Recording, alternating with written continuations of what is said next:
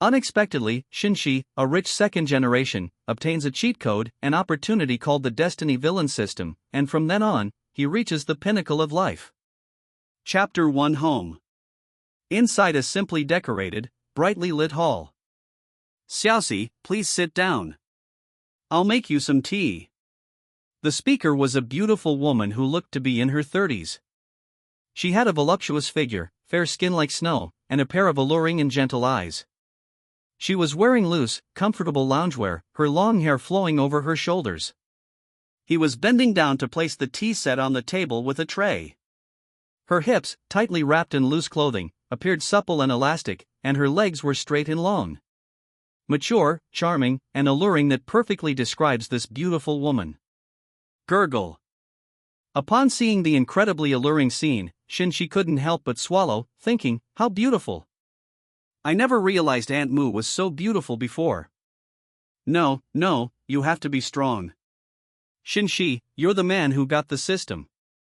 How can one be so easily swayed by female beauty? At the very least, one should have some self-control. Shen Xi reminded himself, but his gaze involuntarily drifted to the beautiful woman's shapely buttocks as she bent over, revealing an astonishing curve that made him swallow hard again. My heart was racing, my breathing was rapid. Who could withstand this? Mu Wanyue brewed the tea, turned around and handed it to Shen Xi, saying gently, "All right, Xiaoxi. Hey, why is your face so flushed? Are you sick?" After a moment, seeing the other person's appearance, he spoke again, his eyes still filled with worry. She and Shen Xi's mother were old friends, but her family had fallen on hard times in recent years. Shen Xi's mother had been helping him for a long time for various reasons. She truly regarded Shen Xi as her nephew, so she was naturally worried when he was not in good condition. "Oh, it's nothing. Shen Xi quickly waved her hand after taking the tea, explaining hastily. He lowered his head guiltily and took a sip of tea, thinking to himself, damn it, I almost embarrassed myself. Luckily I had some self-control, otherwise I would have really embarrassed myself. Shen Xi stole a glance at Mu Wanyue. The other woman was beautiful, very beautiful. She was beautiful, but unlike other women, she wasn't alluring or charming, she was rather vulgar. She gives off a very gentle and kind vibe, like a kind older sister next door. Yet she possesses the refined manners and knowledge of a well-bred lady, exuding an overall charm. No wonder my parents often praised Uncle He's wife for being very beautiful. He thought to himself, I must have been blind before. Such a beautiful woman. Every time I visited the He family's home, I never took a close look at it. He was only focused on hanging out with He fan and fooling around. However, it seems there's still time, perhaps even. Certain images flashed through Shen Xi's mind, and a smile involuntarily crept onto her lips. Don't blame me, brother Fan, it's just that Auntie is incredibly beautiful. Thinking about the mission of this trip, Shen Xi suppressed her smile and sighed inwardly. He was resting at the Shen family villa a day earlier when a cold, mechanical voice rang in his mind. Binding to the Destiny Villain System. The following plot is quite straightforward. Shen Xi obtains a system, the legendary cheat code. Anything that targets, suppresses, or harms the chosen one of destiny. That is, the protagonist of the corresponding plot, causing a change in their state of mind. Or it may disrupt the main or side storylines, causing changes to the storyline. Depending on the degree of severity and the type of violation, you will receive system rewards. So Shen Xi smiled and took off. Because this was exactly what he had been dreaming of. Kill the so-called chosen ones to gain rewards and strengthen yourself. How could he not be happy to gain supernatural abilities and embark on the path to supremacy? He then activated the system. When the first script was presented, he fell silent. The amazing glasses, the protagonist is actually his best friend, He fan. And he was actually a supporting character. In the end, his family sacrificed themselves, and he himself died. Although the protagonist He fan gave Rong Guang a funeral, what use is Rong Guang now that he's dead? However, considering their past friendship, he still planned to visit the He family. I'll meet with He fan before making a decision, and it would be best to provoke him and make him resentful. After all, they've been friends for many years, and he couldn't live with himself if he directly attacked the other party. Thus, this trip came about. little did I expect He-fan wouldn't be here today. He was left alone at home, and the moment he saw Aunt Moo, he was completely captivated by her stunningly beautiful face and mature, alluring figure. Fortunately, he had excellent control over the situation and did not show any unusual behavior. Instead, he secretly admired the beautiful scenery while Mu Wanyue was making him tea. He had to admit, she was a stunning woman, and he really wanted her. Don't blame me, brother fan, it's just that Auntie is incredibly beautiful. Looking at the other person's perfect and alluring body, Shen Xi spoke to Yi-fan in her mind. At that moment, he also made a decision: he had to become the big villain. Regardless of any feelings involved, protagonists like this should be eliminated. Oh, by the way, Xiaoxi, you're here to see Yi-fan today, right? Just then, Mu Wanyue suddenly asked. Auntie, why would you have such a thought? Shen Xi was startled and quickly looked away, asking awkwardly. Mu Wanyue smiled slightly. We've known each other for so many years, and every time you come, I can guess your intentions. You're definitely here for Yi-fan. She paused, then continued. However, it's a coincidence that he said he was going to visit his grandparents in the countryside over the weekend, so you probably won't be able to find him today. Her eyes revealed a habitual gentleness. Looking at Mu Wanyue's stunning profile, Shen Xi felt somewhat dazed. However, thinking about the decision I just made, he quickly returned to normal, coughed twice, and said, Auntie, you've guessed wrong this time. I'm not here to see Yi-fan today. Oh, really? Mu Wanyue turned to look at him, puzzled. Yes, I came here specifically to see you. Shen Xi nodded, her expression calm. I added in my mind, yes, this is the decision I made after seeing you. Mu Wanyue was slightly taken aback, then smiled sweetly. Then, what do you need Auntie for? Shen Xi didn't speak. She turned her back, went to the balcony, and looked out the window. His expression was complicated, his eyes were fixed on the vegetation in the yard. After a long while, he slowly spoke. I'm afraid that if I tell you, you'll blame me. I'm afraid that if I tell you, the friendship between our two families will be over. His tone was slightly sad. Mu Wanyue was taken aback, clearly caught off guard by Shen Xi's appearance.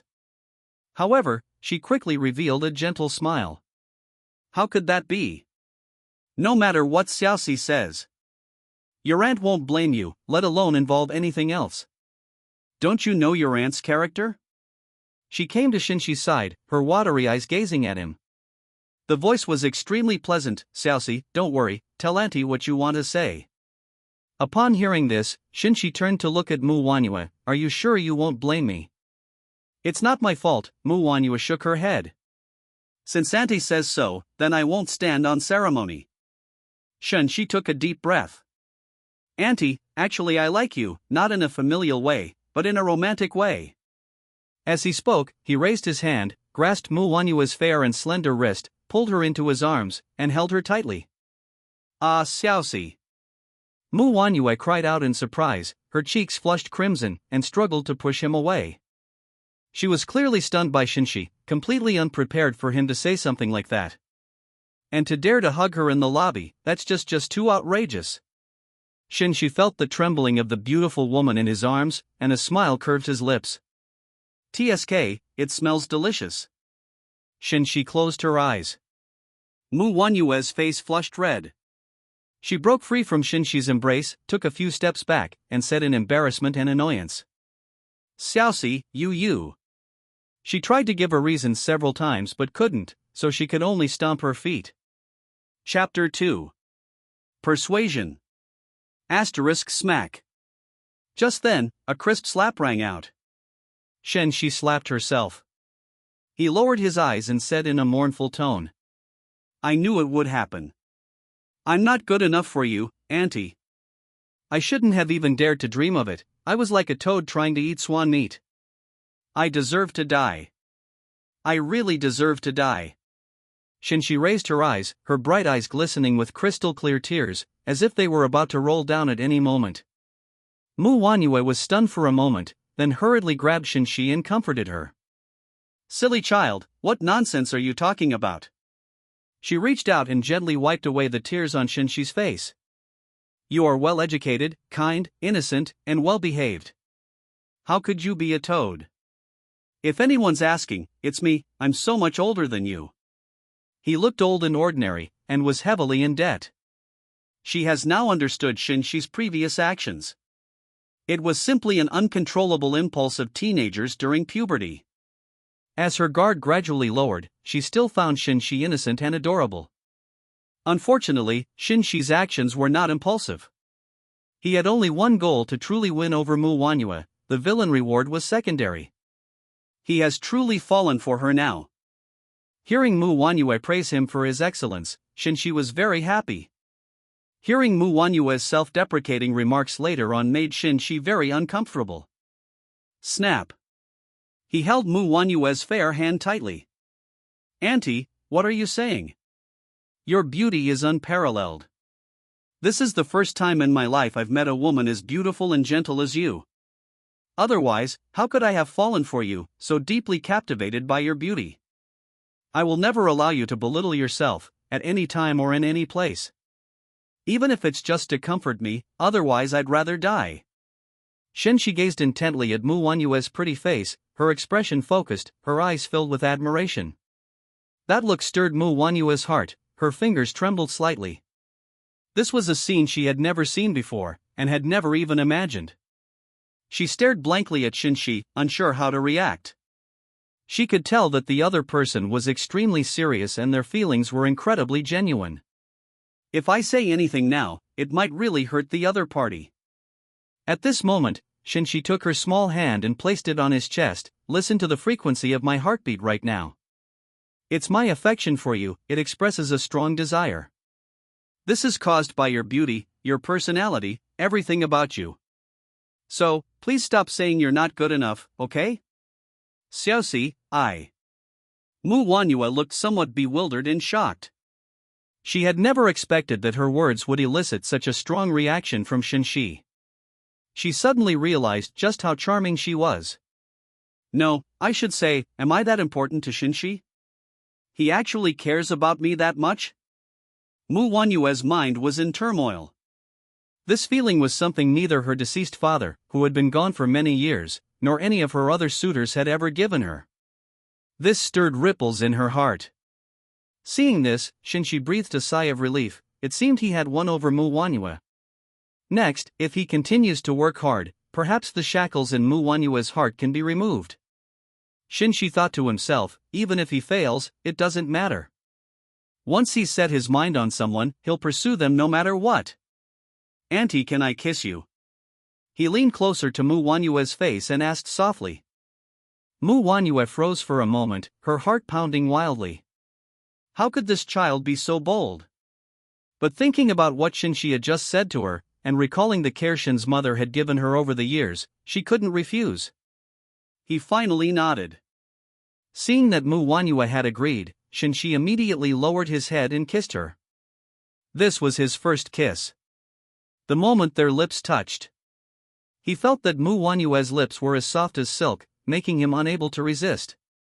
So, lacking any kissing skills, he was wild, domineering, and haphazardly sucking and biting. Mu Wanyue couldn't help but moan softly, and by the time it was over, her red lips were bleeding. Mu Wanyue was immediately filled with shame and indignation, and glared fiercely at Shen Xi. However, this time, it also left a deep impression on her. He was so naive and clueless, he really was a silly boy. Auntie, did I do something wrong? Looking at the beautiful woman before him, her lips stained with blood, her beauty alluring, Shen Xi asked anxiously, perhaps his performance just now was terrible. Mu Wanyue narrowed her eyes, stared at Shen Xi, and curled her lips into a half-smile. No. Although Shen Xi's behavior was foolish, her infatuation was genuine, not feigned, and even quite pure. This was different from the suitors she had encountered before. She found it disgusting because they always wore fake smiles. Upon hearing this, Shen Xi's heart, which had been hanging in suspense, finally settled, and she revealed a joyful smile. That's good, that's good. He breathed a sigh of relief, then asked worriedly, does it hurt, Auntie? Although I didn't mean to, you're bleeding. Mu Wanyue, something about those words sounded a little strange. Shen Xi quickly helped Mu Wanyue sit down and carefully wiped the blood from her lips with a wet tissue. "Auntie, are you feeling any better?" Shen Xi asked as she wiped her face. Mu Wanyue shook her head. "Oh? Wait a minute, I'll go find the first aid kit." After saying that, he got up to leave. Mu Wanyue grabbed his wrist. "No need. Is this okay? He's bleeding," Shen Xi said worriedly. Looking at Shen Xi's face, Mu Wanyue felt a surge of complex emotions. The boy was handsome and sunny, with a refined and gentle demeanor. His gaze was filled with deep concern, something she had never experienced before. Chapter 3: Getting Back on Track. After a moment, she spoke up. "What's all the fuss about?" "It's just a minor injury." Shen Xi pursed her lips. "Auntie." "All right." Mu Wanyue closed her eyes, leaned back on the sofa, and whispered 2 words. Clearly, she didn't want to continue the previous topic. Seeing this, Shen Xi wisely kept quiet. He knew that winning over a woman required a gradual approach, it couldn't be rushed. In particular, it's best not to do too much of one thing, otherwise it will backfire. He changed the subject, saying, "By the way, Auntie, you just mentioned owing debts." "Yes, when my family was in dire straits, we received money from relatives and friends from all sides. However, thanks to his salary over the years, he has now basically paid off the debts. Your family also has 200,000 yuan. Originally, your mother was the first choice to pay off the debt, but she kept refusing to accept it. Sigh, actually, when you think about it, your mother has really helped our family a lot. I know this isn't a debt of gratitude that money can measure, but if she accepts it, I'll feel a little better." Mu Wanyue opened her eyes and looked at Shen Xi. Her stunningly beautiful face showed a hint of sorrow, making her seem pitiful. "When the time comes, send me this money, and I'll have my mom accept it," Shen Xi said firmly, her tone resounding. "Xiaoxi, your mother will blame you," Mu Wanyue sighed. She knew her best friend's personality, otherwise, she would have already offered herself up. "It's all right," Shen Xi said calmly in a soft voice. "I'll do anything to make Auntie feel better." Mu Wanyue stared blankly at Shen Xi. Shen Xi smiled brightly at her. "Auntie, but it's the person I love." Mu Wanyue's eyes welled up with tears. This child was truly captivating. "Thank you," she said sincerely, her heart touched at that moment. Shen Xi smiled even more brightly. "Unfortunately, Auntie doesn't think much of me." He was smiling, but his dark eyes dimmed, as if they contained a sorrowful emotion.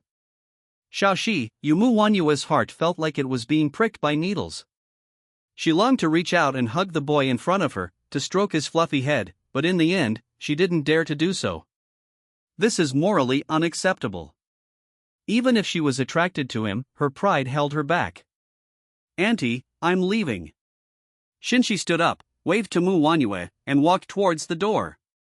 When he reached the door, he stopped, turned his back to Mu Wanyue, and said with a smile, "Goodbye, Auntie." The sky was beautiful at that moment. The sun shone brightly overhead, casting a golden glow upon the heavens. The powder fell on Shen Xi, as if coating her with a layer of gold dust. He tilted his head slightly, a smile playing on his lips, innocent and naive, like a little prince who knew nothing of the world. Mu Wanyue witnessed this scene and felt a strange sense of sorrow. "I have a feeling that if I let this boy go today, I might never see him again." Shen Xi, she called out to him. Shen Xi didn't turn around, he just smiled and stepped out of the room. Mu Wanyue suddenly panicked. She quickly stood up and ran towards him. Mu Wanyue rushed to Shen Xi's side. She reached out and wrapped her arms around Shen Xi's waist, resting her head against his back. "Shen Xi, please don't go," Mu Wanyue whispered, her voice trembling slightly. She didn't know why she said those words to try and keep her, but she just wanted to say them. At this moment, feeling the strength and warmth emanating from the delicate body behind him, Shen Xi was completely stunned. He slowly raised his hand. He grasped Mu Wanyue's hand, which was wrapped around his waist, and held it tightly. He never expected that Aunt Mu would imagine so much. However, since Aunt Mu has thought this way, then don't blame him for taking advantage of the situation. "Auntie, so you said yes?" Shen Xi asked softly. Mu Wanyue's hand stiffened slightly. She didn't answer, her heart was pounding. Shen Xi laughed. Auntie, if you don't want to, don't force yourself. Shen Xi. Auntie, I'll handle this matter. From now on. Before Shen Xi could finish speaking, she broke free from Mu Wanyue's embrace, smiled, and left. Mu Wanyue gazed at the young man's tall and slender back. After a long while, he sighed softly. Actually, I'm willing. She murmured to herself, sadness spreading through her, her vision gradually blurring. The boy's actions today have completely shattered the walls that had sealed her heart. So it turns out she also longed to be treated gently, so it turns out she also wanted a shoulder to lean on. Forget it, let's just leave it at that. Let's just pretend none of this ever happened. Yes, that's right, Mu Wanyue, what's there to be sad about? Mu Wanyue rubbed her cheeks to calm herself down. But the tears kept falling, and I couldn't control them no matter what I did. She never imagined that this day would come, that the boy would enter the depths of her heart with such gentle and sunny demeanor. But she shut him out with her calm yet extremely cruel words. Their beautiful ending was shattered, and her heart aches so much now.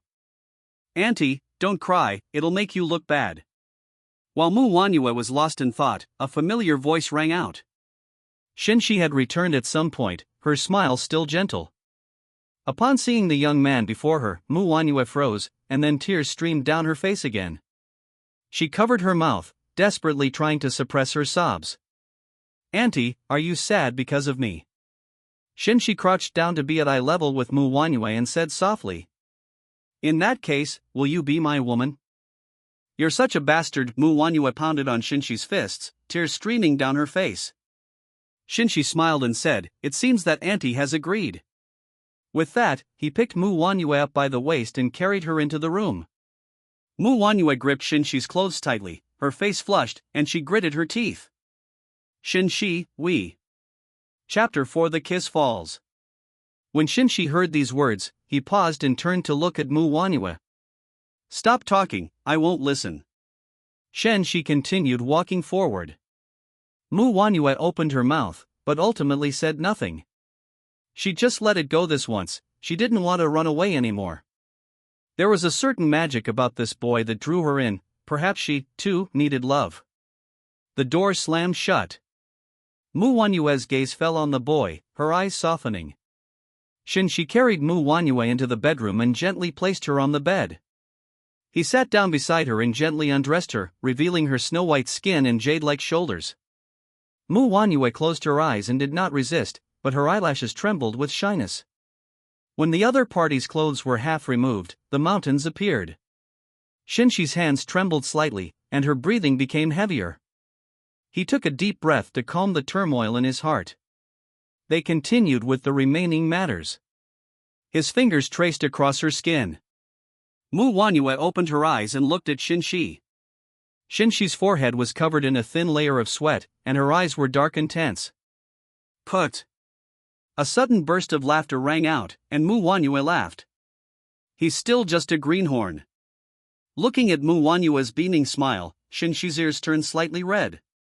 But he grasped perfection, and glared fiercely at Mu Wanyue. Don't laugh. This time it was Mu Wanyue's turn to be stunned, and then her face flushed red. But she didn't push him away, she just glared at him reproachfully. You're so bad. She turned her head away, no longer looking at him, letting him do as he pleased. Since we're going to go through this anyway, there's no need to put on airs. This has always been her principle. Mu Wanyue's skin was very well maintained, smooth and delicate. At this moment, feeling the warm, moist skin, Shen Xi couldn't help but swallow, her eyes burning with intense desire. Before he obtained the system, he was different from typical second-generation individuals. He was still clean and had never been with any woman. This was the first time Shen Xi had faced something like this. My feelings were complex and hard to describe. I was a little excited and nervous, especially when I felt that warm touch. His whole body felt as hot as if it were burning in a furnace. His Mu Wanyue gasped. I'm sorry, Auntie. Shen Xi immediately withdrew her hand, her face full of guilt. She had accidentally used too much force. Fool. Mu Wanyue chuckled, no need to apologize. She reached out and took the boy's large hand in comfort. "Let me teach you." A clear, delicate voice rang out, and Mu Wanhua slowly rose to her feet. Flawless. What came into Shen Xi's view made her breathing even heavier. His throat bobbed. "Auntie, you are so beautiful." He couldn't help but praise it. Upon hearing this, Mu Wanhua's pretty face flushed slightly. It was always wonderful to be praised by her beloved. Soon, the remaining clothes were stripped off. Mu Wanhua's skin was like solidified cream, white and jade-like, with a beautiful curve that was mesmerizing. After a moment of silence, Shen Xi, without waiting for the other person to sit down, took the initiative to pull him into her arms. "It's better for men to do these kinds of things." Mu Wanhua blushed and did not refuse. Shen Xi gently leaned down and kissed Mu Wanhua. The kiss landed like a spark that ignited a wildfire, burning the entire world to ashes. The following is omitted, 100,000 words. Chapter 5 is not. At night, when Shen Xi was resting with Mu Wanhua in his arms, a faint smile remained on Mu Wanhua's face. Her full, moist lips were slightly curved, revealing her joyful mood. "Auntie, are we going to be lovers from now on?" Shen Xi held Mu Wanhua close and whispered a question in Mu Wanhua's ear. Mu Wanhua turned around and looked at Shen Xi. Shen Xi looked at Mu Wanhua with a serious expression and a hopeful gaze. Many things flashed through Mu Wanhua's mind. She pursed her lips and raised her hand to touch Shen Xi's face. Shen Xi moved closer to Mu Wanhua, waiting for her answer. "No." Mu Wanhua shook her head. Shen Xi was instantly disappointed. He lowered his eyes to look at Mu Wanhua in his arms. Why? The arm around her fair, delicate body tightened involuntarily. Given all this, why is the other person still rejecting him? At this moment, he didn't even bother to pay attention to the system notifications. The other person truly won his heart. After all, the first experience is always unforgettable, which adds a lot to his score. It can be said that his feelings for Mu Wanhua are now genuine and heartfelt. "I want to have someone by my side." Shen Xi. Mu Wanhua suddenly called Shen Xi's name. "You know our relationship." Shen Xi frowned. "What's wrong?" "We're not related by blood, what's wrong with that?" "I can't hold you back. You should find someone suitable." Mu Wanhua looked at him intently. Shen Xi froze, just about to speak. Then Mu Wanhua chuckled and pressed her fair fingers against his mouth to stop him from speaking. "I'm so much older than you, married with children, how can I be worthy of you? Moreover, Uro has helped me for many years, and the kindness she has shown me is countless. How will she react if I'm with you? Don't tell me you don't care." "I can't get over that feeling." After listening to Mu Wanhua's story, a surge of emotions welled up in Shen Xi's heart, but she ultimately fell silent. He knew what kind of person Aunt Mu was, and he knew she wouldn't be able to get past this hurdle. The factors involved are too complex to be resolved by sheer courage alone.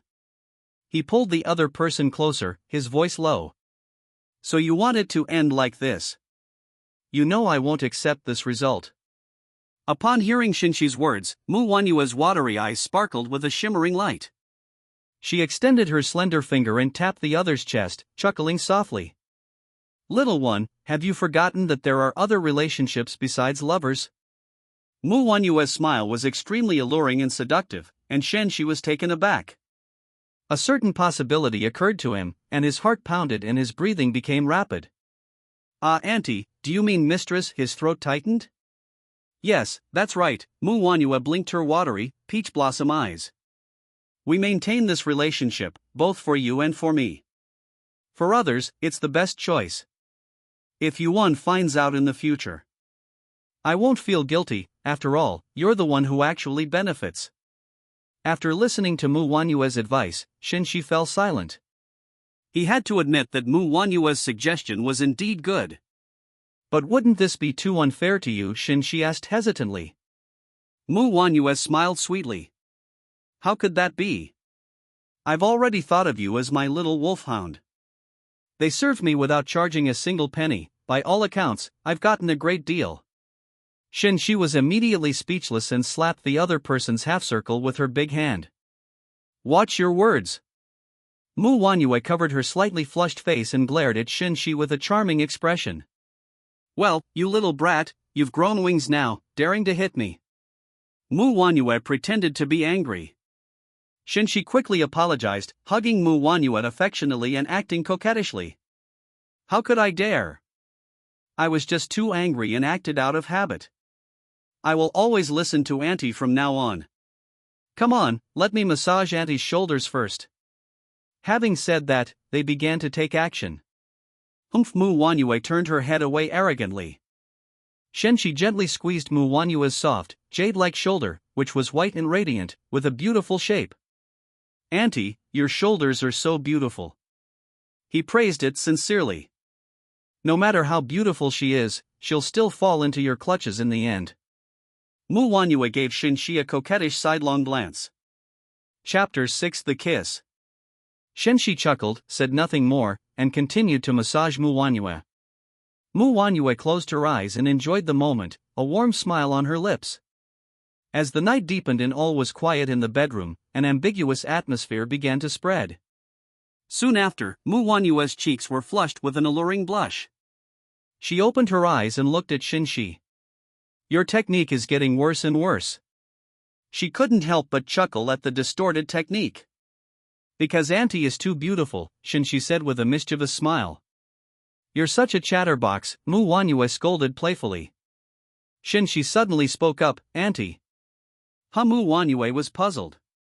The next second, Shen Xi cornered Mu Wanyue against the wall and kissed her lips.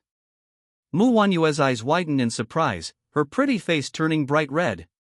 An hour later, in Zhangcheng, West District, on Yumen Street. A taxi stopped. The car door opened, and a young man dressed in a casual t-shirt and jeans stepped out. He had a handsome appearance and a tall, upright figure. His face showed signs of fatigue, but it couldn't hide the bright light in his eyes. It was He Fan, who had just returned from visiting relatives in the countryside. Let me inform Mom first. He muttered to himself, then picked up his phone and dialed a number. He brought the food home today. If there's no food at home, he'll at least buy some to eat, otherwise it's not worth going hungry. This time the call took a long time to connect. No one answered, and He Fan frowned, a sense of unease rising in his heart. Has something happened at home? Every time he usually makes a phone call. Mom can always answer the phone promptly, but this time it rang for so long and no one answered. After thinking for a moment, he dialed the number again.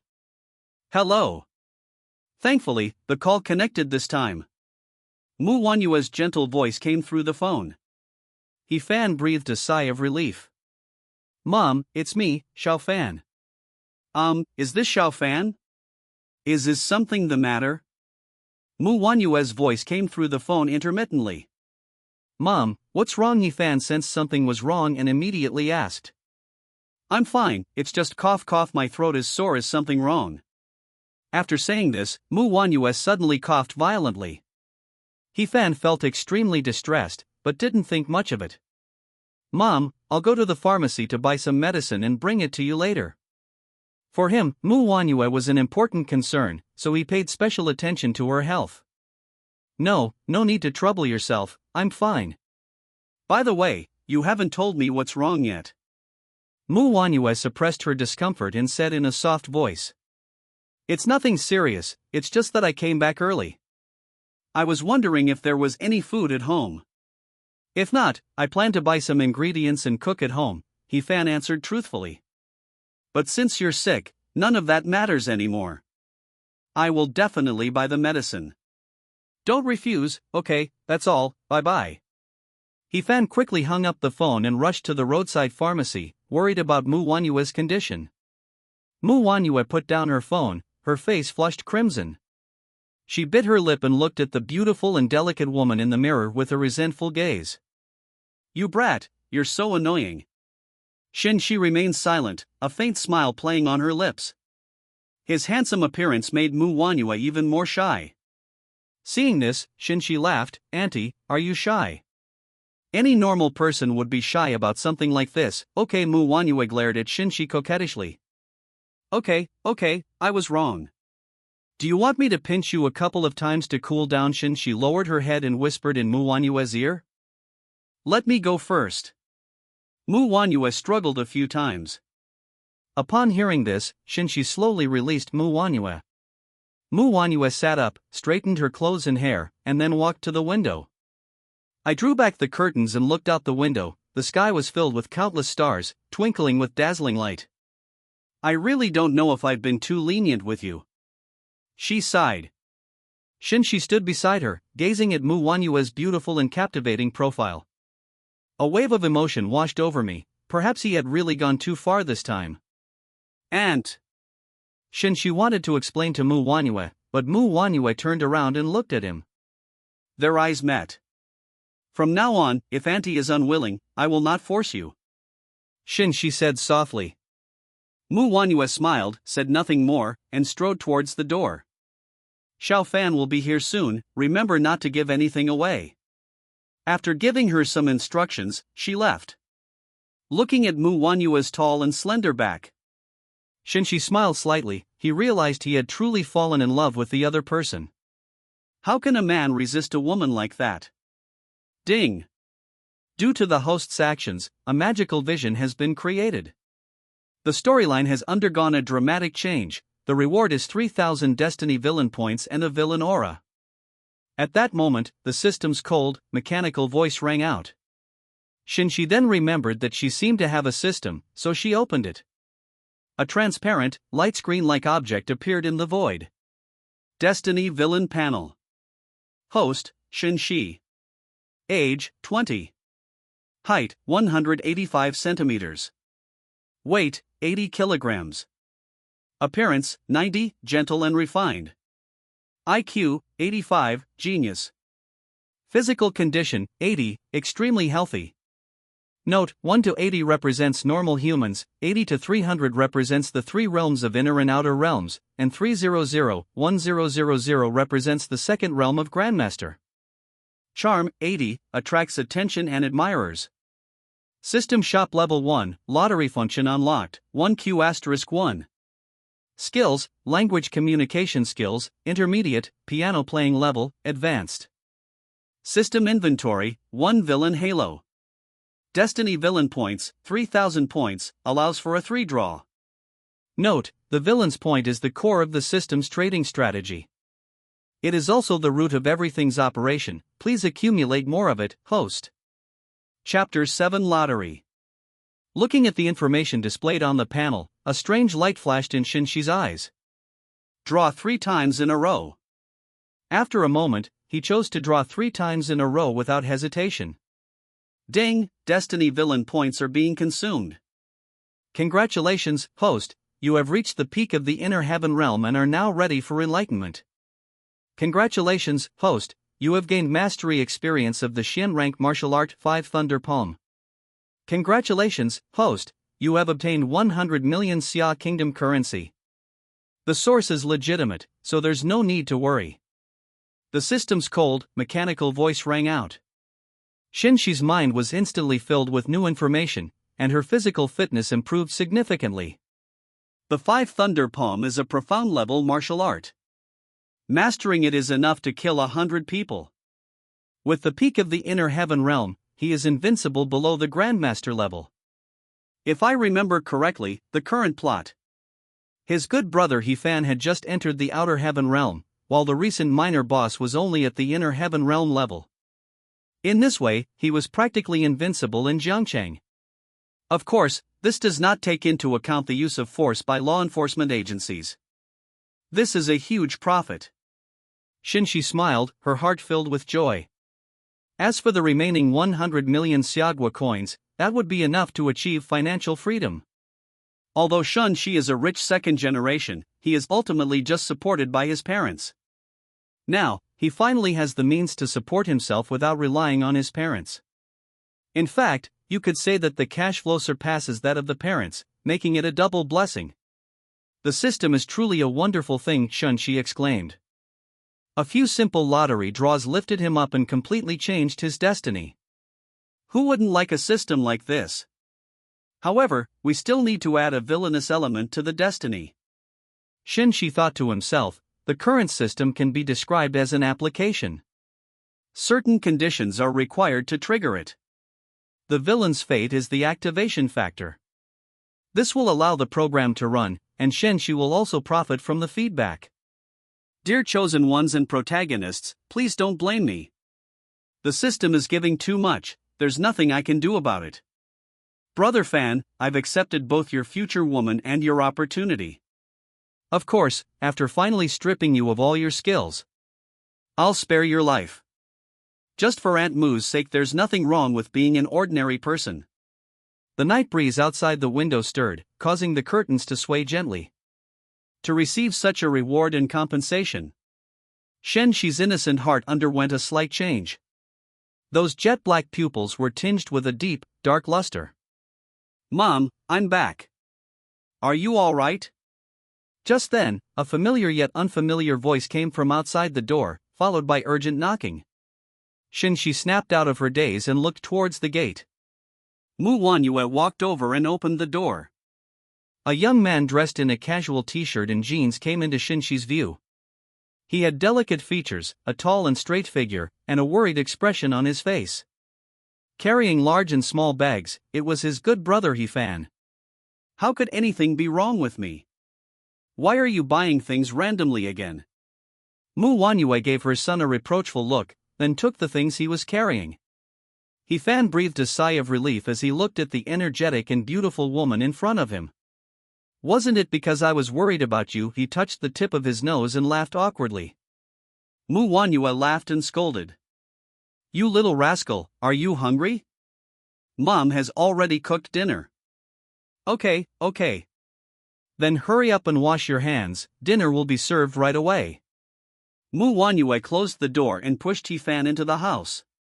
He Fan smiled and stepped forward. He suddenly stopped, frowned in confusion, and looked up at the tall figure walking into the living room. Shen Xi? What are you doing here? He asked in surprise. Good brother, of course I've come to find you. Shen Xi smiled and gave him a big hug. Tisk. He Fan pushed Shen Xi away in disgust. Shen Xi chuckled twice. At this moment, Mu Wanyue brought out the dishes, and upon seeing this, she immediately glared. What are you two doing? Go wash your hands and eat. Yes, ma'am. Shen Xi and He Fan spoke in unison, and then the two of them ran to the restroom. The table was laden with steaming, fragrant dishes. Mu Wanyue ladled a bowl of soup and placed it in front of Shen Xi, saying, Drink some soup first to warm your stomach. Shen Xi nodded obediently, picked up a spoon, scooped up a spoonful, tasted it, and her eyes curved into crescent shapes. Aunt Mu, your chicken soup smells so good, it's even better than a 5-star chef's. He Fan curled his lip upon hearing this. Don't exaggerate. I know how my mom makes it. At best, she's just an average housewife, maybe even a. Before he could finish speaking, Mu Wanyue grabbed his ear with her delicate hand, causing He Fan to gasp in pain. You brat, how dare you talk about me like that? Mu Wanyue said fiercely, her eyes full of anger. Oh, I was wrong, Mom, He Fan quickly begged for forgiveness. If you keep talking nonsense, I'll tear your mouth apart. Yes. I was wrong. He Fan raised his hands in surrender. At this moment, Shen Xi said with a smile, I say, Brother Fan, Aunt Mu is such a gentle, virtuous, beautiful, well-proportioned, and kind woman. The things produced are naturally good. You may lack taste yourself, but the public's judgment is discerning. After saying that, he lowered his head and drank the soup, completely absorbed in it. He Fan. Mu Wanyue couldn't help but chuckle. You, she said, pointing at Shen Xi. You're just so sweet-talking. Just for Aunt Mu's sake. Shen Xi looked up and blinked. He Fan was stunned for a moment, then chuckled. When did you start talking so cheesy? Has your cool and aloof persona crumbled in class? Shen Xi shrugged. It didn't collapse. It varies from person to person. He Fan, he. Mu Wanyue was amused and covered her mouth to chuckle. I'm not falling for that, she said, pretending not to care. Shen Xi shifted her position and sat down next to Mu Wanyue, bringing her face close to hers. No, you ate it. He spoke clearly and stared intently at her. Mu Wanyue blushed slightly, but feigned composure. All right, let's eat. Shen Xi grinned, revealing a bright smile. He Fan looked at the two people standing close together and burst into laughter. I didn't feel anything was wrong at all, and just thought it was a joke. Mom, you don't know, Shen Xi is usually a quiet person, he rarely laughs for real, let alone flirts with girls. You could say you're the only woman he's ever flirted with, He Fan said gleefully. Is that so? Mu Wanyue looked at her son with a half smile. Of course. He Fan nodded firmly. Mu Wanyue remained silent. She simply picked up a piece of sweet and sour pork ribs and put it in her son's bowl. Eat more nourishing food and mind your own business. She spoke calmly, expressing her criticism of her son. In her heart, she felt a little more favorably disposed toward Shen Xi. The child was indeed quite lovable. Chapter 8 is useful. The group ate quietly, He Fan ate heartily, while Shen Xi remained calm. Mu Wanyue's face flushed. Mom, what's wrong? He Fan asked with concern. Mu Wanyue ignored him and wiped her lips with a tissue. I'm not eating anymore, I'm full. She stood up. Oh, right, my mom has something to tell Aunt Mu. Shen Xi spoke, and then he got up and walked towards Mu Wanyue. He Fan was completely confused. What was wrong with these two? You didn't eat much, did you not have an appetite? Thinking of this, He Fan continued eating.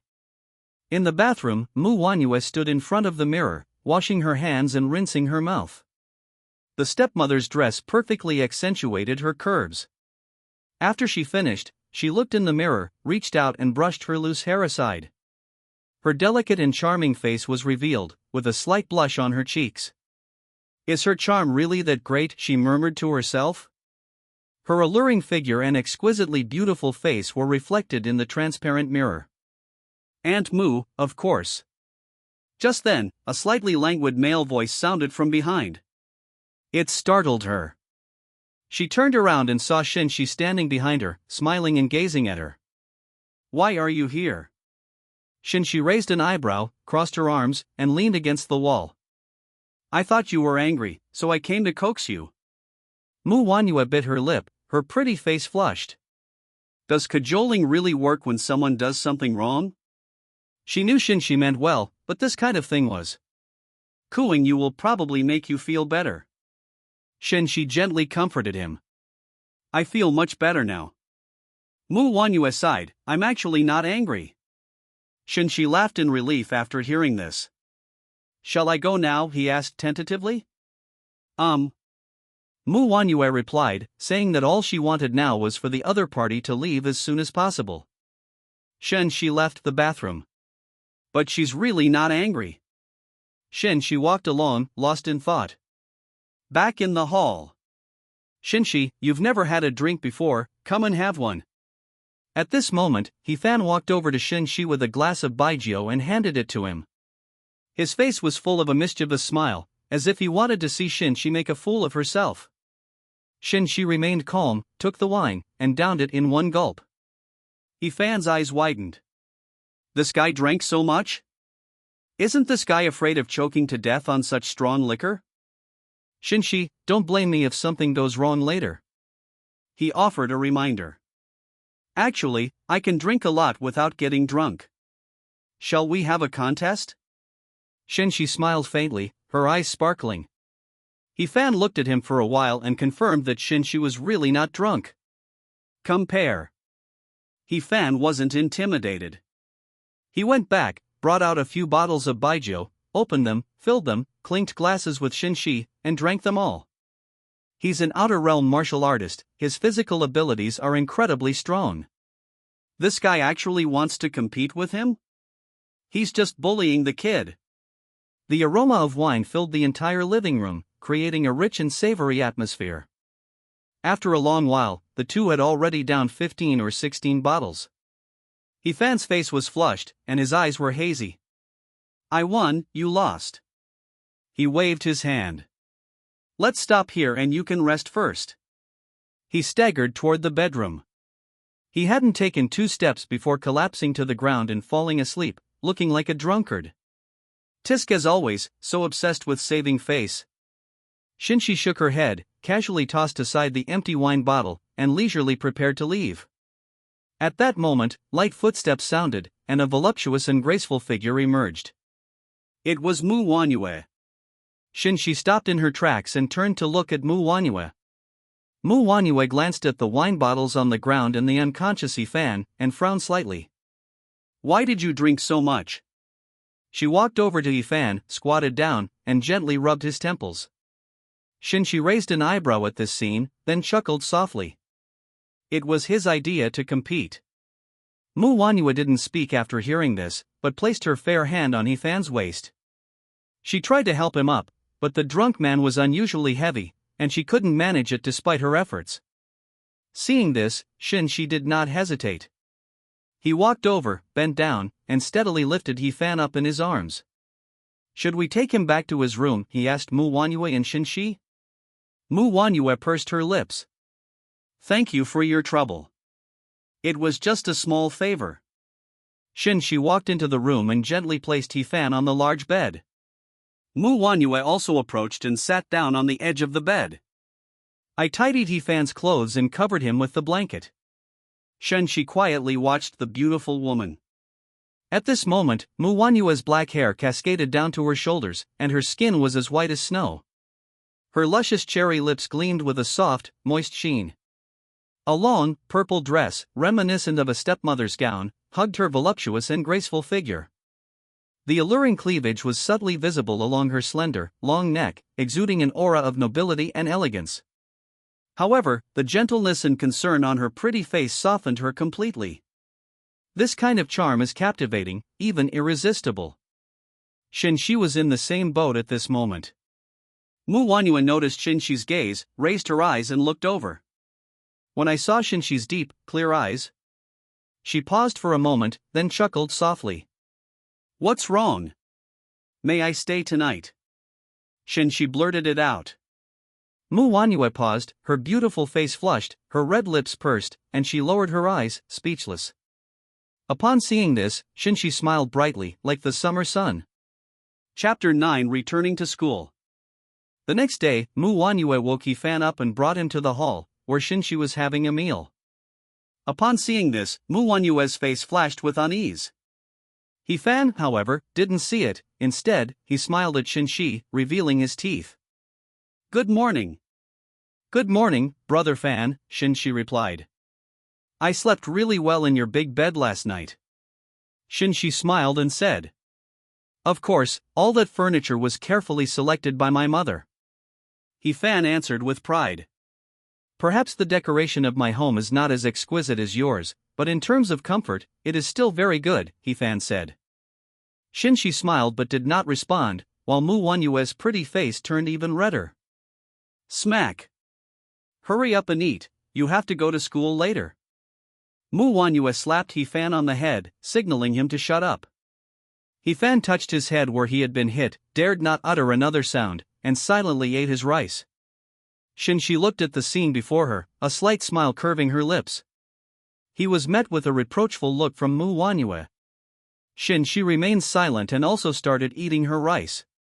After the three of them finished breakfast, Mu Wanyue drove them to school. In the car, Yifan sat in the passenger seat, leaning out the window. Shen Xi sat in the back row, her gaze fixed on Mu Wanyue's stunning profile. It really has a certain allure, it's beautiful and tempting. Especially last night, that alluring yet coy charm. He had never seen any woman with such charm. Hey, Shen Xi, why are you staring at my mom like that? Perhaps it was too conspicuous. Yifan suddenly turned his head and met Shen Xi's clear, dark eyes. Shen Xi smiled. It's nothing. Aunt Mu is so beautiful, shouldn't everyone be able to see her? Yifan was speechless. Okay, he admitted that Shen Xi was right, and he really had no reason to say anything. Of course, the main reason was Shen Xi's age and status, which prevented him from having any unusual thoughts. If it were a slightly older boy or an older man, he would have launched a series of punches at him. Hearing them chatting happily, Mu Wanyue smiled, maintaining a cheerful mood. Fan's residential area is not far from Jiangcheng University. He arrived at his destination in about 10 minutes. Jiangcheng University, with its vast area and elegant environment. Located in the central district, it is surrounded by lush greenery and boasts a pleasant landscape. Mom, I'm leaving. Fan got out of the car first, waved to Mu Wanyue, and then entered the gate. Mu Wanyue glanced at Shen Xi. Shen Xi smiled as well. Auntie, I'm leaving too. Just as Mu Wanyue was about to agree, Shen Xi leaned in and kissed her on the delicate cheek. Mu Wanyue was startled and quickly looked out the window. She breathed a sigh of relief only after Fan had disappeared. You bastard, do you want Auntie to die? She vigorously wiped her face, which had been kissed by Shen Xi. Shen Xi blinked. I knew he was far away before I kissed him. Besides, even if he were here, it wouldn't matter, I would Before Shen Xi could finish speaking, her lips were sealed by Mu Wanyue's delicate hand. All right, you can go now. Don't have this kind of thinking again. After Mu Wanyue finished speaking, she pushed Shen Xi and made him get out of the car. Seeing this, Shen Xi smiled helplessly. Okay, I won't overthink it. I'm leaving now. He waved, turned, and entered through the gate, quickly disappearing outside. However, he wouldn't give up on that idea he had just had. Fan will find out about his relationship with Mu Wanyue sooner or later. He will make the other party accept it, no matter what means he uses. Since Mu Wanyue became his woman, he should take full responsibility for her. Do not allow the other party to suffer any blame or harm. Looking at the young man's tall and handsome figure under the golden sunlight, Mu Wanyue sighed softly, turned around, and drove back. Chapter 10 Gift Giving. The morning sky was very blue and pure, and the sunlight shone on the earth, illuminating every inch of land.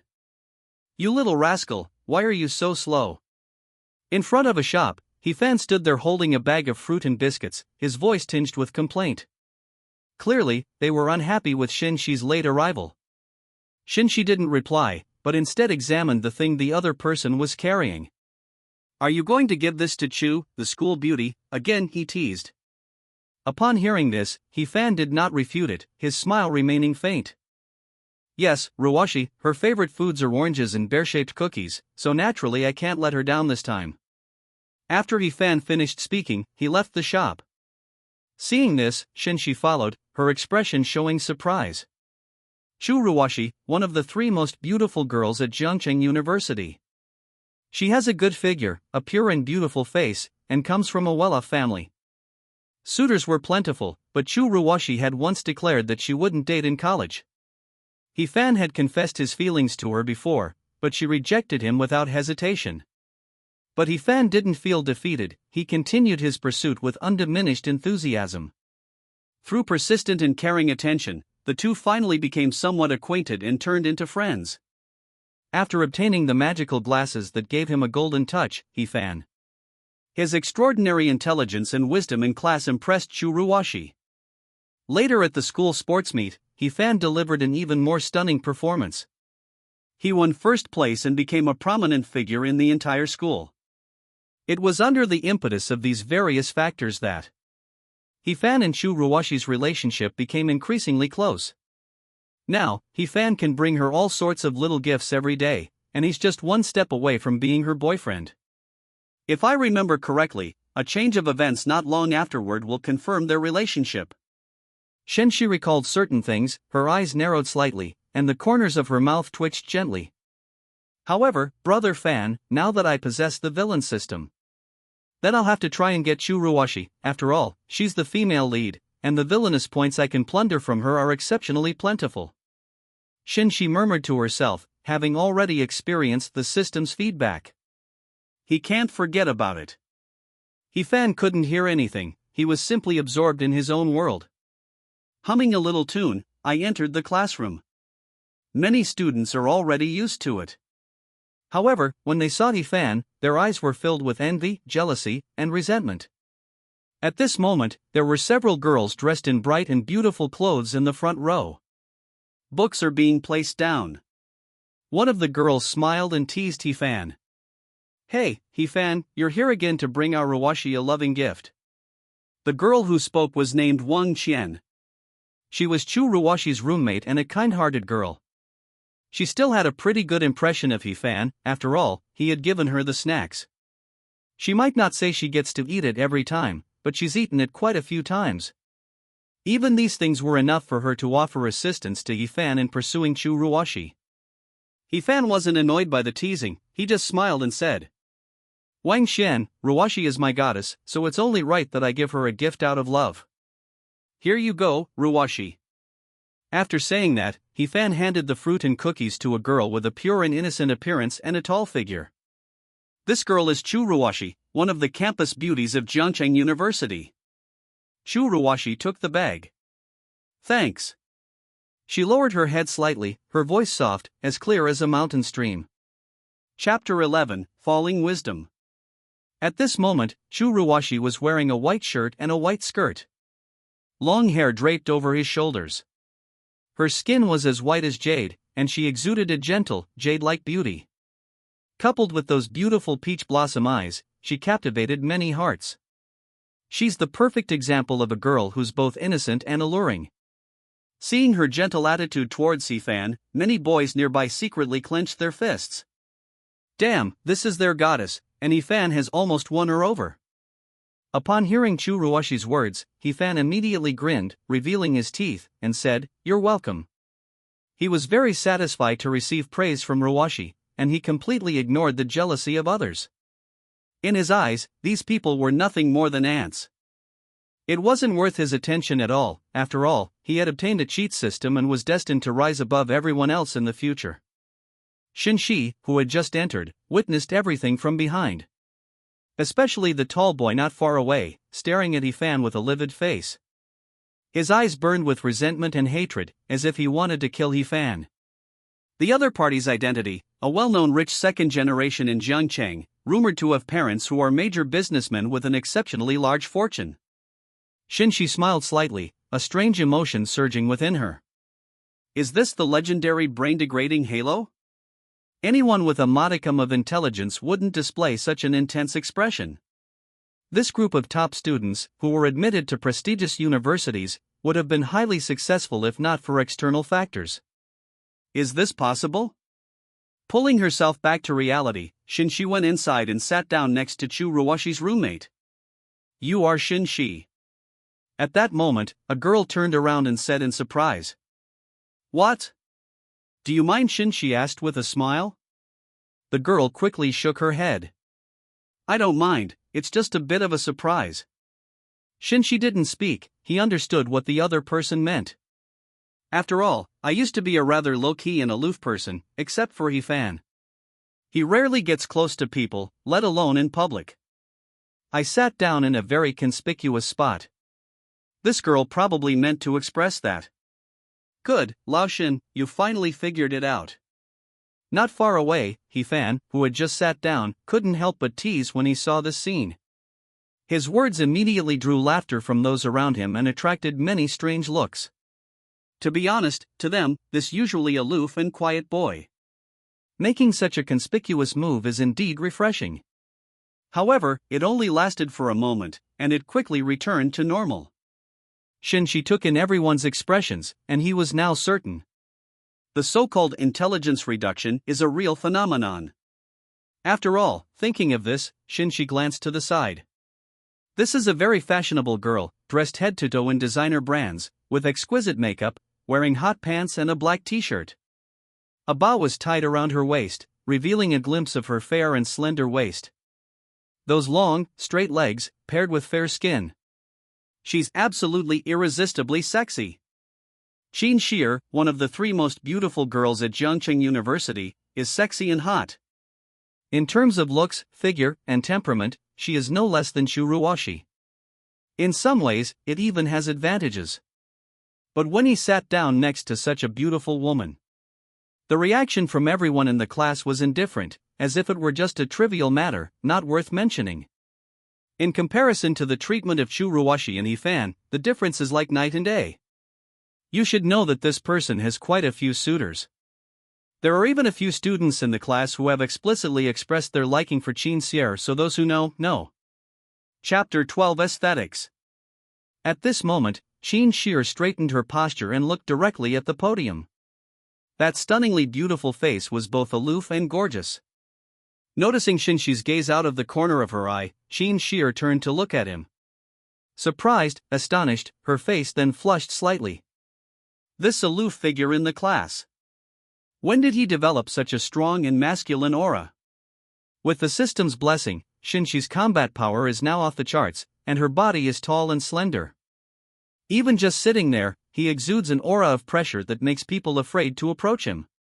Not to mention, Shen Xi himself is a handsome guy, and with that aura, he's naturally even more attractive to girls. It's no wonder Chen Xi blushed with that kind of temperament. Of course, most importantly, Shen Xi at this moment perfectly matched Chen Xi's aesthetic standards. She had never seen such a masculine and handsome young man. In an instant, countless thoughts flashed through her mind. Shen Xi naturally noticed Chen Xi's obvious reaction. Huh? Is Chen Xi shy? The thought crossed Shen Xi's mind, but she quickly dismissed it.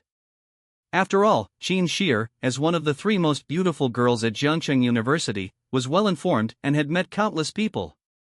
Putting aside everything else, one of the handsome guys in their dorm, whose looks were just as good as his, even came all the way from the bustling capital to Jiangcheng just to be in the same university as Chen Xi. In this situation, Chen Xi's reaction at this moment.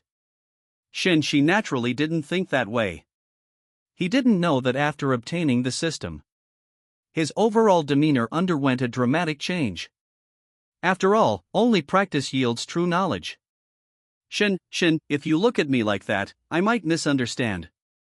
Chen Xi blushed and looked at Shen Xi with a coquettish expression. Shen Xi was stunned. Could it really be what she had just denied? However, seeing the once aloof and glamorous school beauty now blushing and looking like a cute little girl, one can hardly believe it.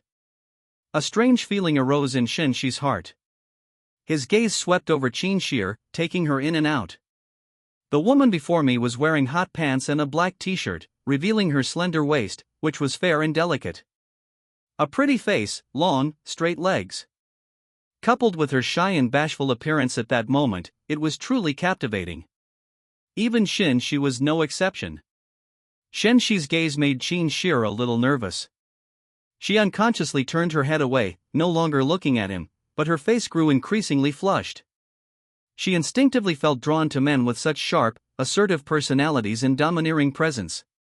Perhaps it was because she had considered becoming a delinquent girl during high school, and craved excitement.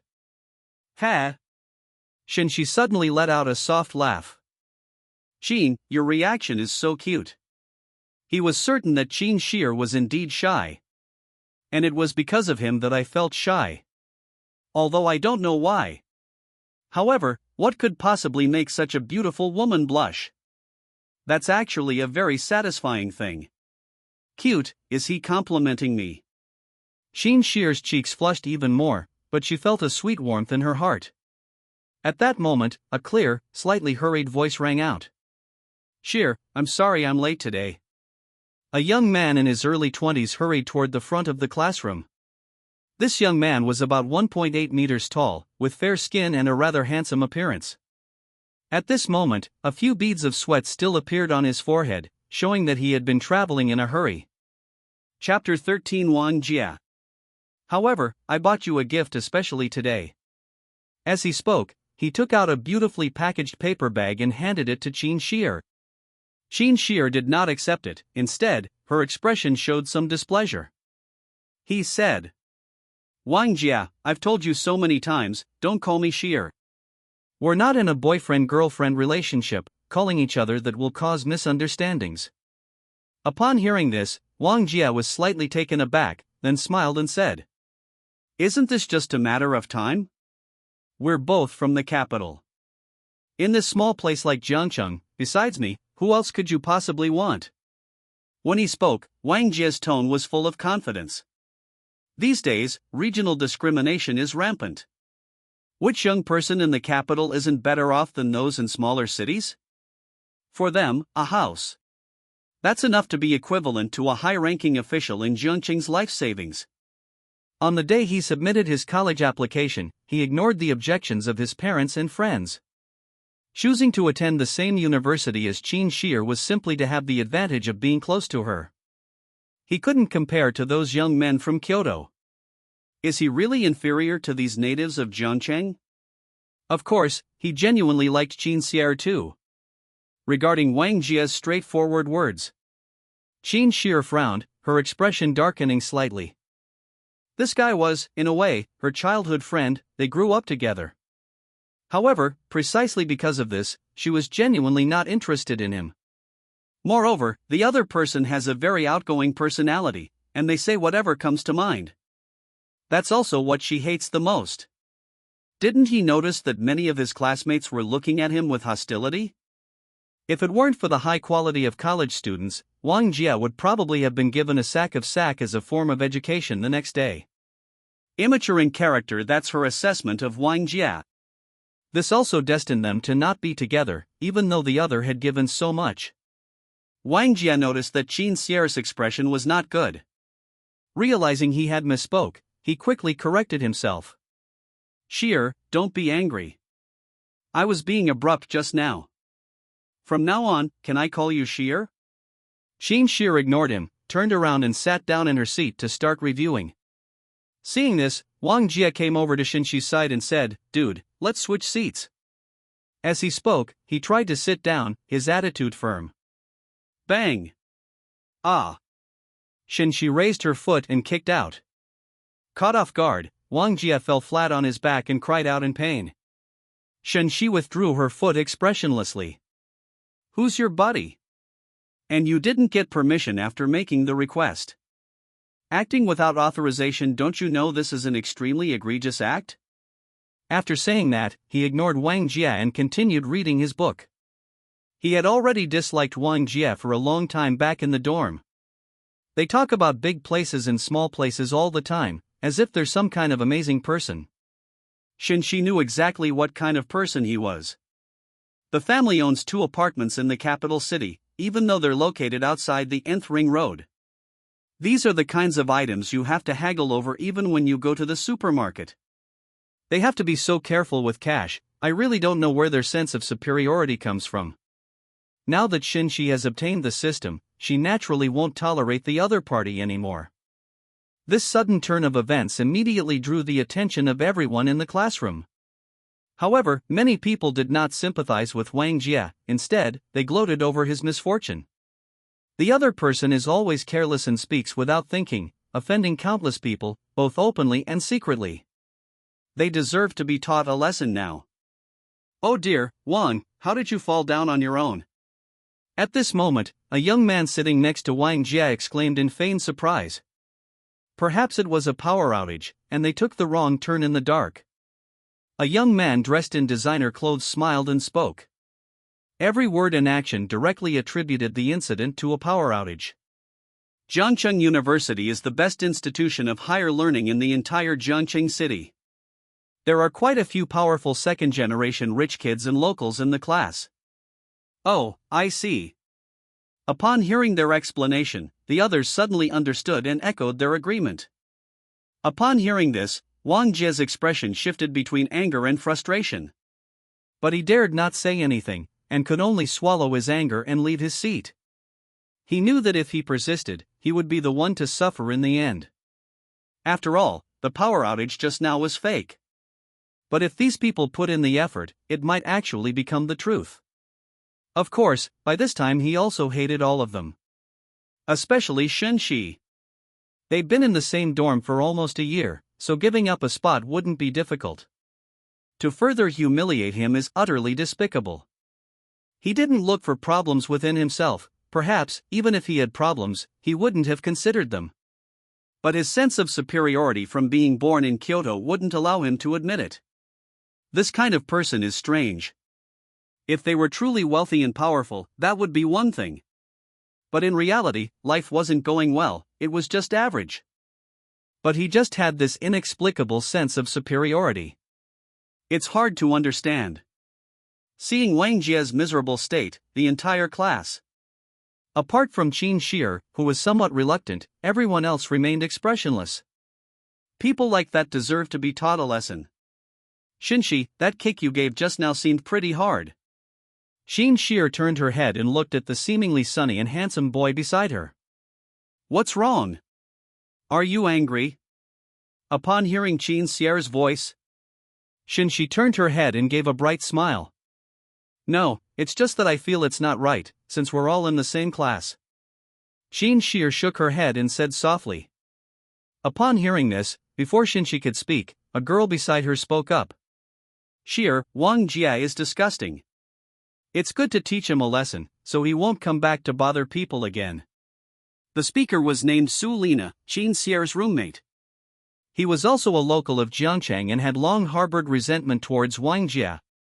It's quite absurd, actually, their dorm had two of the most beautiful girls in the school.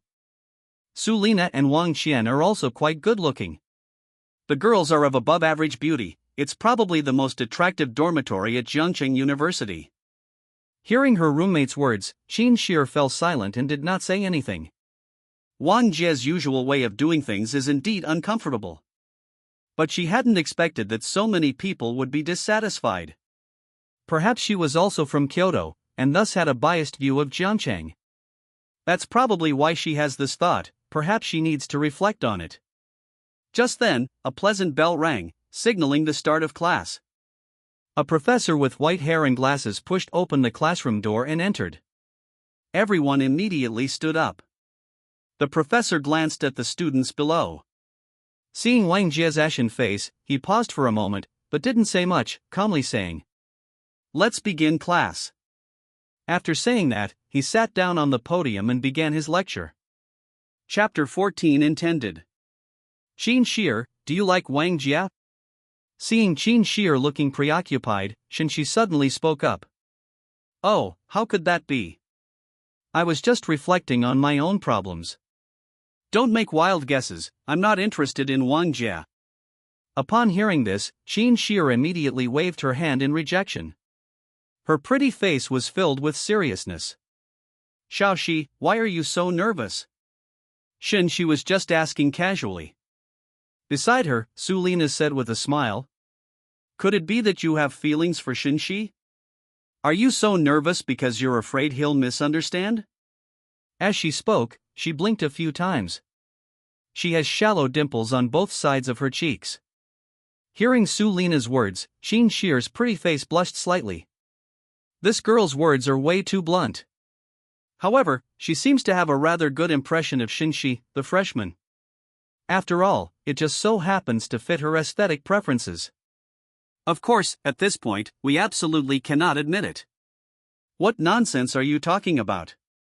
Pay attention in class, or you'll fail again this semester. As she spoke, Shen Xi lowered her head, opened her book, and concealed her embarrassment.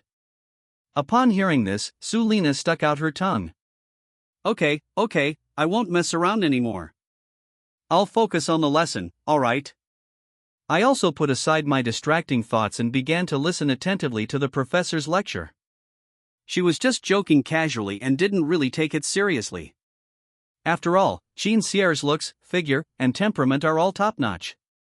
Although Shen Xi is a good person, it's basically impossible for her to be pursued by someone else. This scene was witnessed by Shen Xi, who was standing to the side. Judging from the strange situation when Shen Xi first met him, coupled with her current reaction, Shen Xi had already figured something out. Shen Xi didn't say she liked him, but she was definitely fond of him. If he puts in the effort, he might be able to win the heart of his beloved. He glanced at the sexy and alluring figure beside him. A beautiful, fair face, and long, straight legs. Shen Xi made a decisive decision. This beautiful flower must be picked by myself. After lunch break, everyone gradually left. Shen Xi didn't rush to win over Shen Xi, instead, she dined with Fan in the cafeteria. No other reason than that the script featuring the bespectacled man is about to unfold its first major plot point. This is the turning point that officially establishes the relationship between the protagonist Fan and the female lead Chu Ruoshi. To become the villain, he had to change the plot. Hey Lao Shi, why are you eating in the cafeteria today? At the dinner table, He Fan looked at Shen Xi and asked her in confusion. Shen Xi has been living outside for some time now and rarely eats in the cafeteria anymore. Let's improve our appetite. Shen Xi picked up her chopsticks, took a piece of spare rib, and answered casually.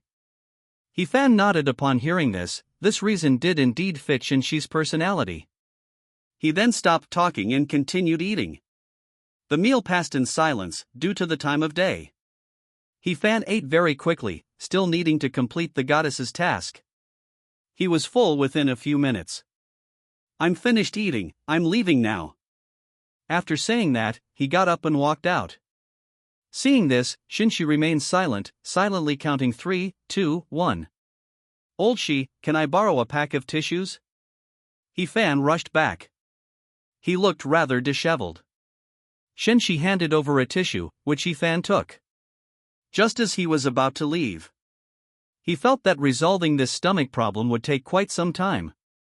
After thinking for a moment, looking at Shen Xi, he hesitated for a while and said, Old Xi, at noon today. Could you take Ruwashi to the hospital for me? By the way, let me explain why I can't go. Today, Chu Ruwashi's mother has a health problem. He arranged to take Chu Ruwashi to the hospital. But he couldn't get away right now, so he had to ask Shen Xi for help. Yes, no problem. Hearing this, Shen Xi nodded. Old Xi, you truly are my good brother, awesome. Seeing this, He Fan quickly patted him on the shoulder. Then I'll be going now. With that, he hurriedly left. Chapter 15, Sending Someone Away. Shen Xi sat there, watching his receding figure, a slight smile playing on her lips. This packet of LDH powder is exactly as described in the instructions, it works extremely well. That's right, He Fan's food contained a strong laxative, which he put in there. There was no other way, in order to prevent this plot from happening. He had no choice but to resort to this tactic. Of course, I wouldn't say I feel guilty or anything like that. Because he was simply planning for his own future. Without villain points or resource points, how can he become stronger? In this world where the strong rule, only strength matters. In a sense, his current strengthening is also for self-preservation. After all, in the storyline involving the bespectacled character, he's the protagonist's best friend, an important supporting character, and someone who took a knife for He Fan. As the protagonist grows stronger and encounters powerful enemies, this supporting character and his family, he would definitely take a bullet for the other party, or even several bullets. This is not paranoia. His ending in the original script already explained everything. However, Shen Xi wasn't the kind of heartless person. Later, he grew into a towering tree, a colossal creature. They won't treat He Fan badly either, after all, Aunt Mu is his woman. Composing herself, Shen Xi got up and left the cafeteria. At this moment, at the entrance of the campus, the graceful and beautiful Chu Ruwashi was waiting there. Her pretty face was delicate and beautiful, like a blooming rose. However, there was a faint trace of sorrow between his brows. She was clearly not in a good mood, which was due to her mother's illness. Chu Ruwashi. Shen Xi looked at the beautiful figure and called out. Hearing someone call her name, Chu Ruwashi slowly turned around. When she saw Shen Xi, a hint of surprise and disappointment flashed in her beautiful eyes. It wasn't Brother Fan. However, that smile vanished quickly, replaced by a gentle one. Student Shen, what a coincidence, she said softly. Unfortunately, I was looking for you. Shen Xi smiled slightly and said. Upon hearing this, Chu Ruwashi was stunned, not knowing what Shen Xi meant. Before she could think it over, Shen Xi spoke up. He Fan couldn't come at noon, so he asked me to take you to the hospital. Oh, I see. Hearing Shen Xi's words, Chu Ruwashi felt a pang of disappointment. Is something wrong, Brother Fan? Visiting your mother in the hospital isn't actually that difficult. She wanted to wait for He Fan to come with her. The reasons for this are obvious, but the other party hasn't come. Shen, never mind, you don't need to see me off. After a moment of silence, she sighed softly and spoke. Before he could finish speaking, Shen Xi had already moved to the front, his handsome face turned to the side. Why aren't you leaving yet? There seemed to be a hint of doubt in his tone. Upon hearing this, Chu Ruwashi paused for a moment. Didn't you hear me clearly? They've arrived. Coming to her senses, she responded softly. It would be too hurtful to refuse at this point. After all, the other party is Brother Fan's brother. Shen Xi didn't say anything more after hearing this. He simply nodded and walked forward.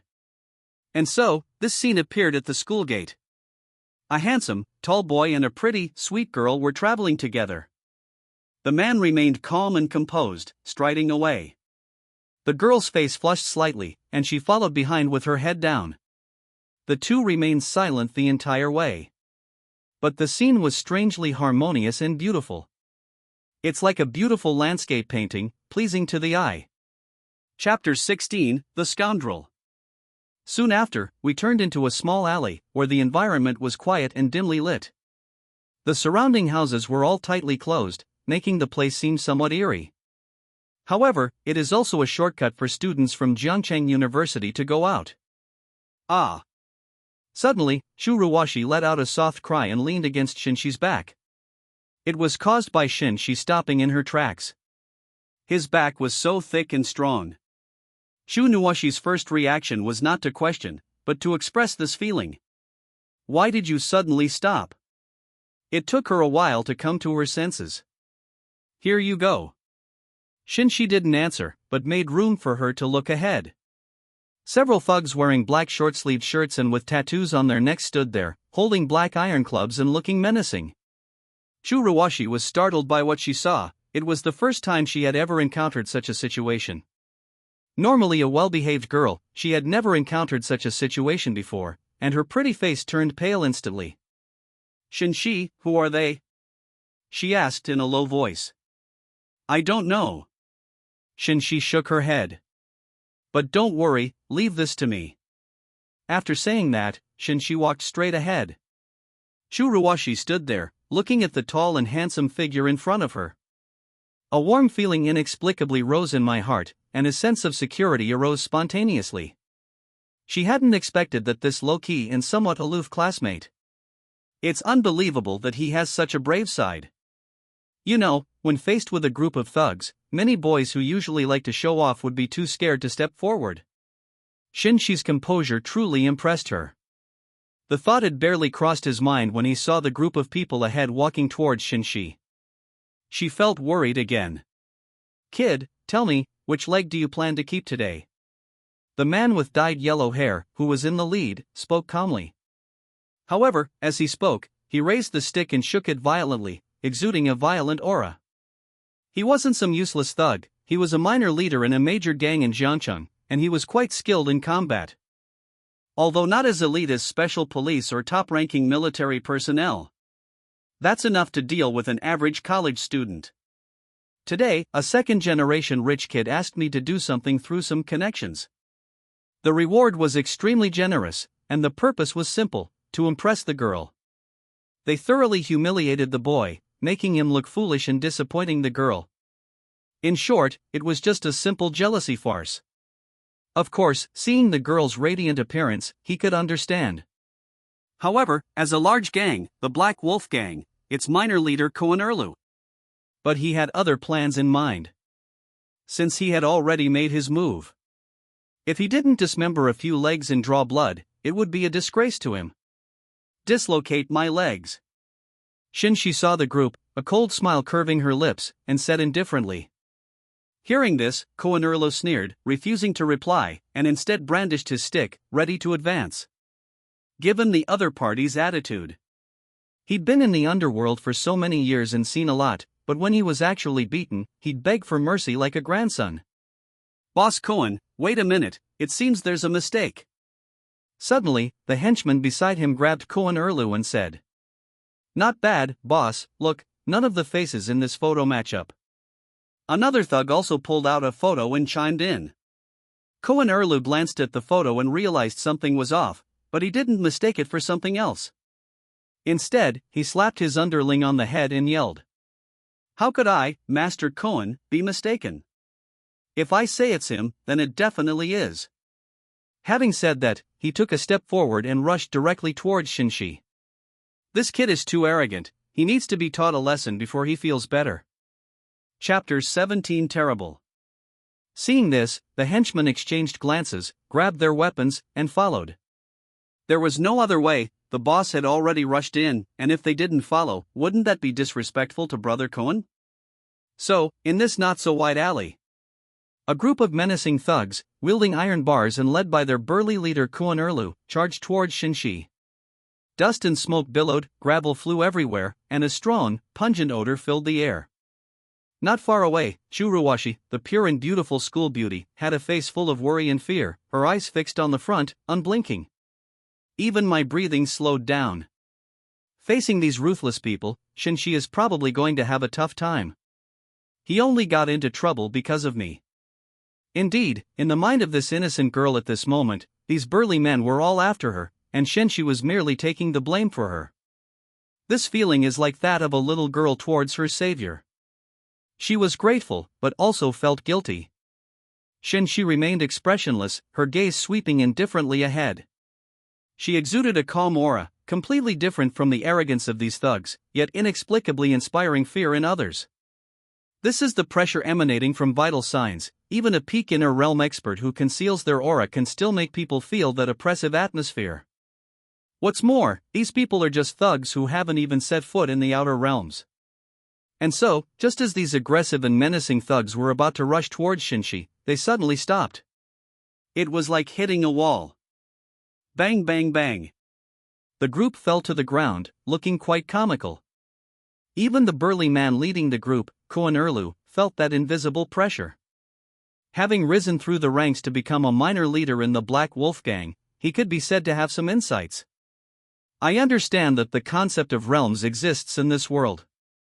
The Black Wolf Gang became one of the 3 major gangs in Jiangcheng because their leader was in, well, how to put it? When one's inner energy is cultivated to a state of tranquility and self-possession, even without taking action, one exudes a subtle pressure that stirs the soul. And this situation seems somewhat similar to that of this young man. Thinking of this, he inwardly cursed himself. This kid is no ordinary person. But the stick has already been swung, what should I do? Seeking advice online. Thud, a muffled sound came from that moment. Kuan Erlu felt a tremendous force throw him away. The kick landed on the 2 henchmen behind him, eliciting screams of agony. It was Shen Xi's kick. After successfully landing a blow, Shen Xi withdrew her foot and calmly walked towards the 2nd floor of Kuan. Kuan Erlu struggled to his feet from his underlings. Although he was in pain, he wasn't seriously injured. The 2 henchmen who were hit earlier relieved a lot of his pain. He looked at the other person, only to see the young man's indifferent face. And those eyes, so calm yet like the coldest winter month. After a moment of silence, he suddenly smiled gently. Brother, I was wrong. With his body straight and thighs slightly bent, he knelt down directly. Churuwashi was stunned by that scene. This also surprised Shen Xi for a moment.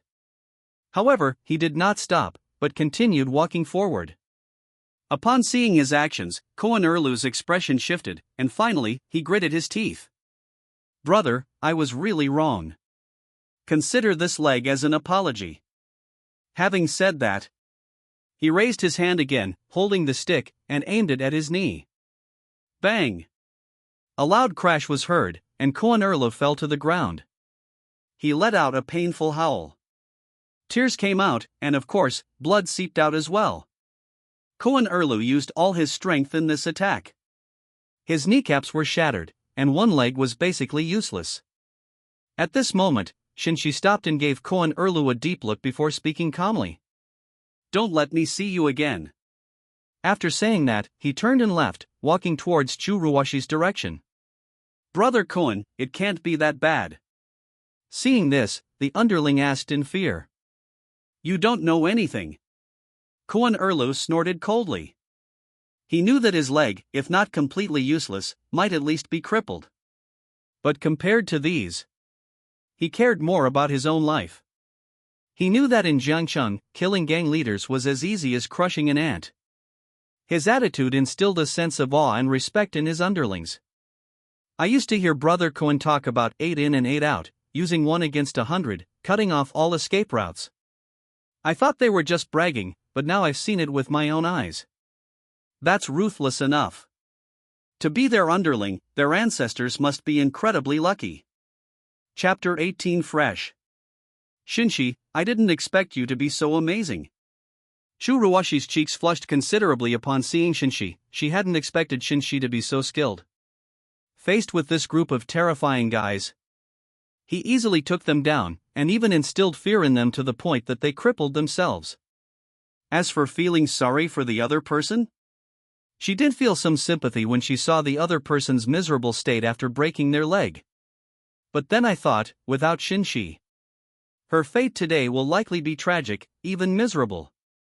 And so all compassion vanished. If you didn't have some ability, how dare you say you'd hand it over to me? Shen Xi smiled faintly and responded casually. Looking at Shen Xi's confident appearance, Shu Ruwashi was stunned for a moment, her pretty face blushing slightly. This life-saving grace accounted for a very large part of her gratitude, which also improved her impression of Shen Xi considerably. Anyway, thank you very much for this time. If you need anything, I, Shu Ruwashi, will not shirk my responsibility. The girl made a solemn promise. Any request is acceptable. Shen Xi's eyes deepened for a moment, and she asked with great interest. Something doesn't sound quite right about that. Shu Ruwashi's cheeks were flushed. Of course, the kind where she offers herself in return is out of the question, and requests that are beyond my capabilities are also unacceptable. After the girl finished speaking, her eyes became a little embarrassed. Just kidding, why would I make such a request? Shen Xi smiled and gently ruffled Shu Ruwashi's long, beautiful black hair with her palm. Shu Ruwashi didn't seem to care about this action. On the contrary, I felt relieved about what had happened before.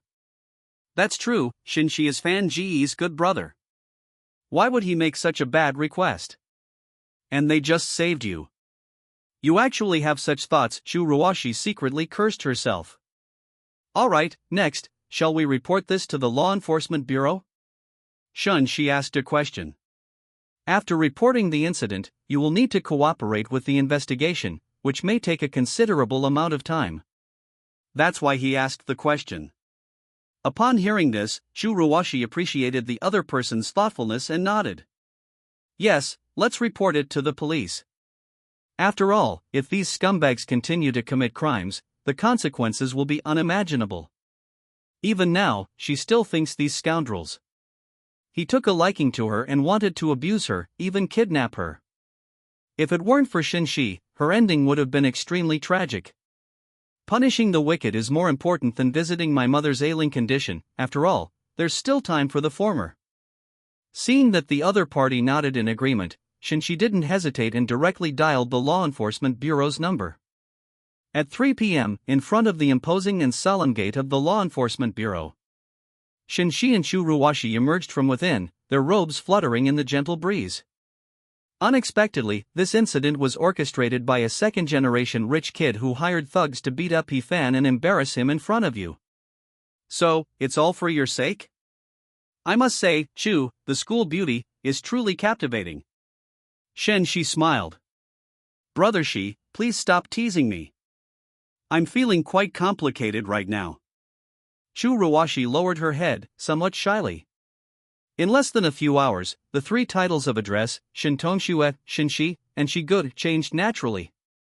It is evident that having gone through these things together, Shen Xi holds a significant place in Shu Ruwashi's heart at this moment. Sometimes, more important than long-term companionship is. In the face of perilous changes, rising to the challenge makes it easier for people to develop a sense of dependence. Life needs excitement, and novelty fosters relationships. Chapter 19 Awkwardness. How could it be a joke?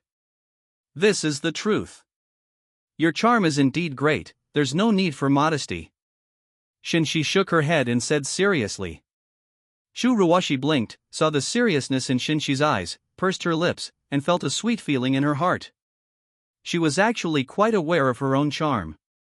However, she was naturally pleased to hear Shen Xi's earnest praise. It wasn't a good time to say anything, so I just smiled and nodded. All right, it's getting late. We still need to see Auntie, let's go. Shen Xi greeted him with a smile. Shu Ruwashi nodded obediently, her pretty face as beautiful as a flower. The two walked down the white stone steps and onto the street. At this time, the midday sun was blazing, illuminating the crowds on the street. Oh, right, Brother Shi, the car we ordered probably won't be coming. You need to go to the bus stop to wait. Suddenly, Shu Ruwashi stopped and slapped her forehead. A look of annoyance appeared on her pretty face. Having wasted so much time, it's clear that the driver can no longer come. And this time of day happens to coincide with peak hours, so if we calculate it this way, it's estimated that it will take half a day to reach the hospital. Thinking of this, she became a little anxious. Don't worry, I've already thought of that. Shen Xi noticed Shu Ruwashi's embarrassment and chuckled softly. I took out my phone, dialed a number, and in a short while, a brand new Audi sedan pulled up, and then the door was opened. A tall, well-mannered man stepped down and respectfully greeted young Master Shen. The man was the driver who usually took Shen Xi to school, and Shen Xi, who knew the plot. Before coming to the law enforcement bureau, I had already asked them to come and wait. Uncle Chen, thank you for your trouble. Shen Xi nodded to the other person, then looked at Shu Ruwashi, who was somewhat stunned, and said, let's go. Shu Ruwashi came to her senses, a delicate blush appearing on her pretty face. Having spent so much time with Ifan, she had forgotten that some people are different. Once inside the carriage, the vehicle immediately started and sped off towards Jiangcheng First Hospital. Shen Xi sat in the back seat, closing her eyes to rest. Shu Ruwashi sat beside him, glancing up at Shen Xi every now and then. Upon seeing the other person's quiet and handsome profile, thinking back on the other person's previous behavior, a subtle change occurred in her heart. Shen Xi, this person her age, seemed very reliable, giving her a sense of security. Moreover, he was very handsome. After a moment, he seemed to think of something. Her heart started racing for no reason, and her gaze lingered on the young man. A cool breeze blew by, stirring the girl's thoughts. Her loose black hair, bathed in sunlight, seemed to be coated with a thin veil, hazy and beautiful. The carriage was quiet for a long time, then a deep, calm voice suddenly rang out. Ruwashi, are there flowers growing on my face? Shen Xi opened her eyes, glanced at Shu Ruwashi, and then asked with a smile. No, how could that be? Caught red-faced, Shu Ruwashi quickly waved her hand in denial. From the moment I started driving until now, a full half hour, I've glanced at it more than 30 times out of the corner of my eye. Having looked at me directly more than 20 times, what else could I be but a flower blooming? Shen Xi raised an eyebrow and smiled. Upon hearing this, Shu Ruwa froze, her pretty face burning hot. Oh, he could see it the whole time? That can't be right. Well, Brother Shi, you saw it all just now. Shu Ruwa said dryly. Nature. Shen Xi nodded slightly. At the pinnacle of endoscopy, even with his eyes closed, they can also detect the subtle movements of things around them. Oh. Shu Ruwa responded with a sound of agreement, then seemed unsure of what to say next. She felt extremely embarrassed. Chapter 20 Misunderstanding. They walked in silence, and before long, the car stopped on the side of the road near Jiangcheng First Hospital. Shu Ruwashi was the first to push open the car door and get out, her face still flushed. Today she wore a black dress, which accentuated her curvaceous figure, making her look both innocent and alluring. Coupled with her stunningly beautiful face, she was enough to attract countless eyes. Shen Xi also got out of the car, her eyes flickering as she watched the girl's retreating figure. Then, with a flick of his wrist, a white burst of energy appeared in his palm, which he lightly flicked at his fingertips. The energy then flew towards the girl walking ahead. Ah! Shu Ruwashi was walking when she suddenly felt a piercing pain in her right leg. I couldn't help but cry out, and almost fell over. Ruwashi, are you all right? Shen Xi quickly stepped forward to support the girl's arm and asked her with concern. I think I twisted my leg. Shu Ruwashi clutched her right ankle, on the verge of tears. Why am I having such bad luck today? Not only did encountering thugs waste time, but I also sprained my ankle. How about I carry you inside? The hospital's right there. Shen Xi thought for a moment and then spoke. Huh? This. Chu Ruoshi's cheeks flushed, and she hesitated for a moment. Let Shige carry me into the hospital? That wouldn't be appropriate. Although she had quite a few feelings for the other person. But isn't this a bit too intimate? She has a boyfriend. What's the big deal? In this situation, what else is there to worry about? Shen Xi noticed Chu Ruoshi's hesitation and smiled. After saying that, he picked Chu Ruoshi up in his arms and strode into the hospital. Chu Ruoshi was so frightened that she quickly wrapped her arms around the boy's neck, her cheeks flushed red, looking shy and bashful. Seeing Chu Ruoshi's shy expression, Shen Xi smiled. He thought to himself, all means are worthwhile to achieve this goal. Holding Chu Ruoshi's lithe and delicate body, Shen Xi's heart was also stirred. This is the first time I've ever held a girl in my arms. She's also a treasure of a girl with a sweet and innocent appearance and a graceful figure. A surge of emotion welled up within me. His hand couldn't help but caress her slender waist a few times. Chu Ruo felt Shen Xi's movement, and her heart skipped a beat, startled. Is Shige taking advantage of her? However, when she looked up, she saw Shen Xi looking very focused. It seems that's not the case, and I feel relieved. However, he immediately thought of his momentary loss of composure. Her cheeks flushed even more, overwhelmed with shame. Chu Ruoshi, how could you have such thoughts about Brother Xi? Haven't you already seen his character for what it is? It must have been a slip of the hand, or perhaps it was just a habitual action of Shiji's, and he wasn't trying to take advantage of her. Chu Ruo reflected on herself in her heart. However, the moment she lowered her head, Shen Xi's calm face changed slightly, and then her lips pressed into a straight line. No wonder she's chosen as the leading lady, the delicate, tender, and soft texture of her skin is simply outrageous. Almost there. He couldn't resist the urge to continue swimming, but thankfully he managed to suppress it in time. Shen Xi silently recited the heart-cleansing mantras several times in her heart, and then he composed himself and continued onward, inwardly sighing. Before, I did it for the villain points, but now, I've genuinely fallen for her. This is Shen Xi's truest thought. Yes, lust at first sight. Shortly after, we entered the hall.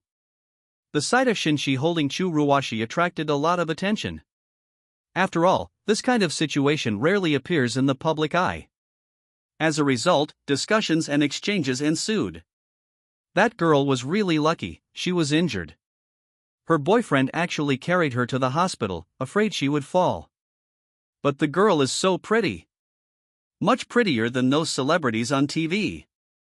Yes, I've never seen such a beautiful girl before. Of course, the guy is good looking too, they're a perfect match. That's wonderful. This young couple is a perfect match, both handsome and beautiful, and deeply in love with each other. They're truly blessed. Yeah. Hearing the discussions around her, Chu Ruo's face turned as red as an apple. She didn't dare to look up, burying her head completely in Shen Xi's arms, her heart pounding wildly. Although her current posture is indeed suggestive. But if she really misunderstands, she'll feel embarrassed. Besides, Brother Xi is Brother Fan's brother, so it feels a bit awkward.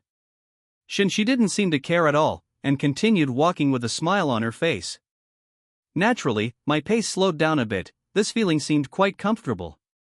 Yes, he was referring to the admiring and envious looks from those around him. It wasn't the strange feeling that came from Chu Ruoshi's nervous, delicate body pressing against Shen Xi's chest. Chapter 21 Disordered Thoughts. After a long time, in a nice hospital ward, Chu Ruoshi was laid down on the snow-white, soft, simple, and clean bed. Thanks. Chu Ruoshi breathed a sigh of relief, quickly sat up, and thanked her in a low voice. You're welcome. Shen Xi shook his head, looking at the blush on the girl's face. A faint smile involuntarily curved the corners of her lips. The doctor will be here soon, please wait a moment. I know. Chu Ruoshi lowered her head and nodded, her cheeks flushing even more. They went through the process together, so she naturally knew it all. It was I who was too attached to appearances. Shen Xi was taken aback for a moment, then smiled. Looking at the handsome, sunny, and gentle young man before him, Chu Ruoshi suddenly felt a little dazed. "Brother Xi, why are you so good to me?" She blurted it out instinctively. As soon as she finished speaking, she wished she could bite her tongue off. This is rather ambiguous. Upon hearing this, Shen Xi's smile faded, and she fell silent. How should we respond to that? The truth, of course, doesn't stand up to its own logic. As for that bullshit like saying you're my good brother's woman, it's hard for anyone to believe. You hug, touch, and even show inappropriate concern for your brother's woman? So who the hell would dare to be your brother? Seeing Shen Xi's silence, Chu Ruoshi assumed he was unhappy and felt a pang of panic. Brother Xi, don't take it too seriously, I was just saying, it's okay if you don't want to answer. Upon hearing this, Shen Xi smiled slightly. He raised his hand and gently stroked Chu Ruoshi's hair, saying, Silly girl, why would I care? By the way, I was supposed to visit your aunt today, but you're injured now. You should rest first. I'll go visit your aunt in your place, so that she won't complain that you, her daughter, are unfilial.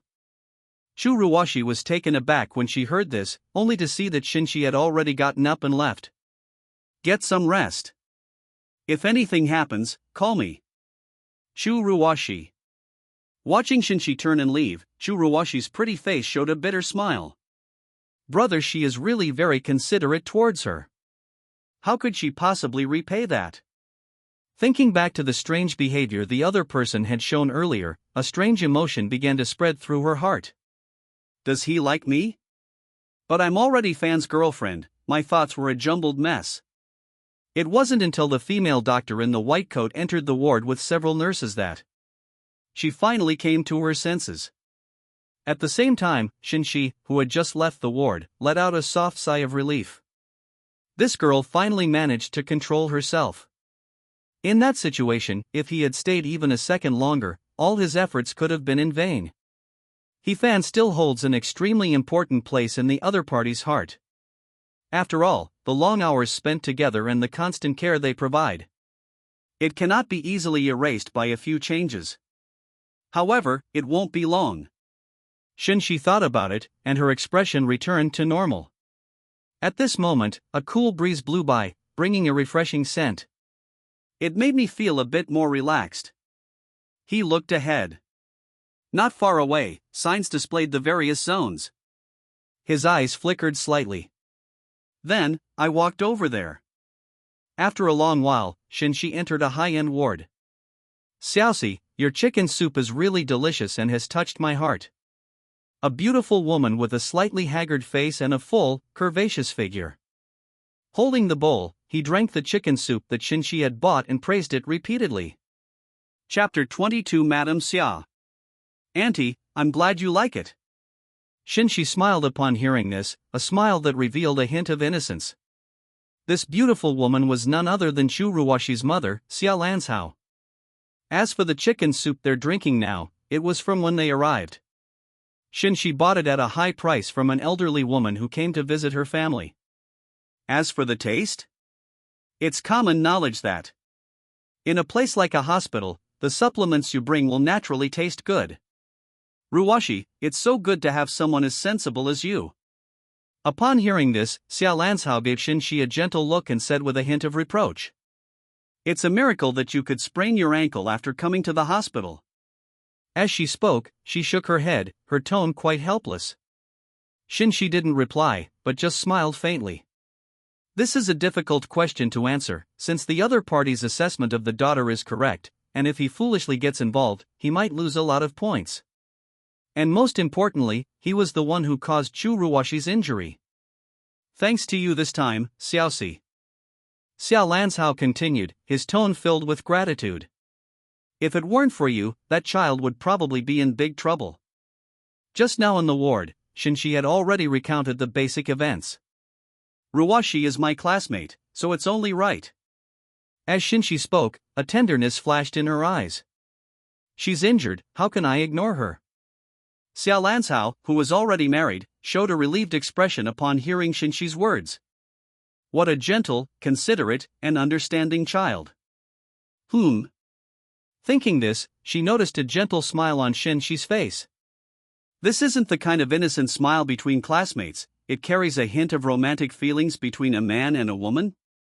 Does this child like Ruwashi? Thinking of this, her expression became even more gentle and kind. Yes, being able to accompany Ruwashi to the hospital during school hours. He took such thoughtful and meticulous care of Ruwashi, and didn't forget to please her. What else could this be but liking someone? After carefully examining Shen Xi's appearance, well, he was quite handsome. She and Ruwashi are a good match. Having reached a conclusion, a smile appeared on Xiao Lanzhao's face. Xiaoxi, what does your family do? She suddenly asked. I'm doing a small business in the real estate industry. Shen Xi paused for a moment after hearing this, and then said.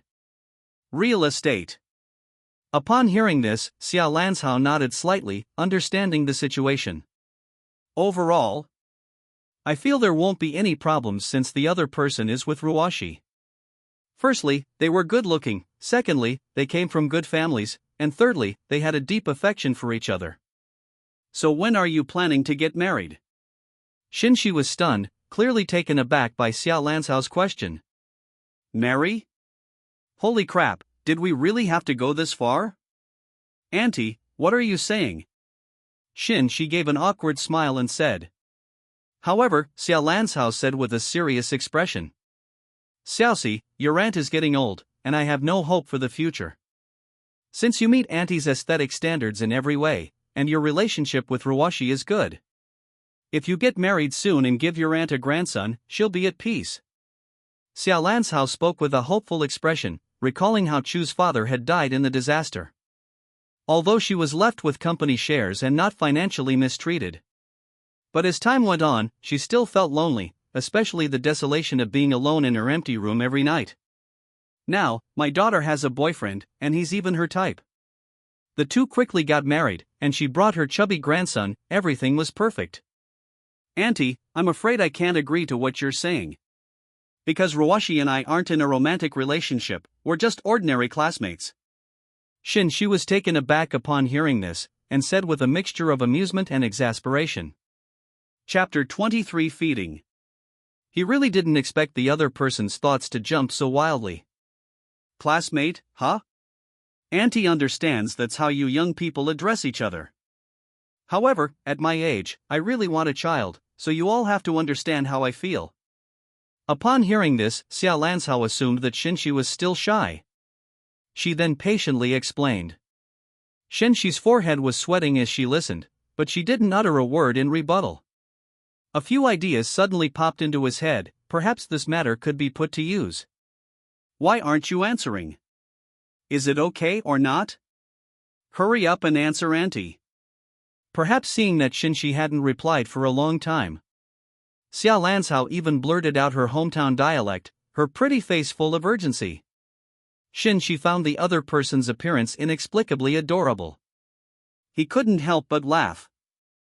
Auntie, although Ruwashi and I are in a romantic relationship, she hasn't even finished her studies. She's too young, it's not the right time for her to have children. Shen Xi tried her best to explain. Do you think that education level has a significant impact on families like ours? What do you mean by young?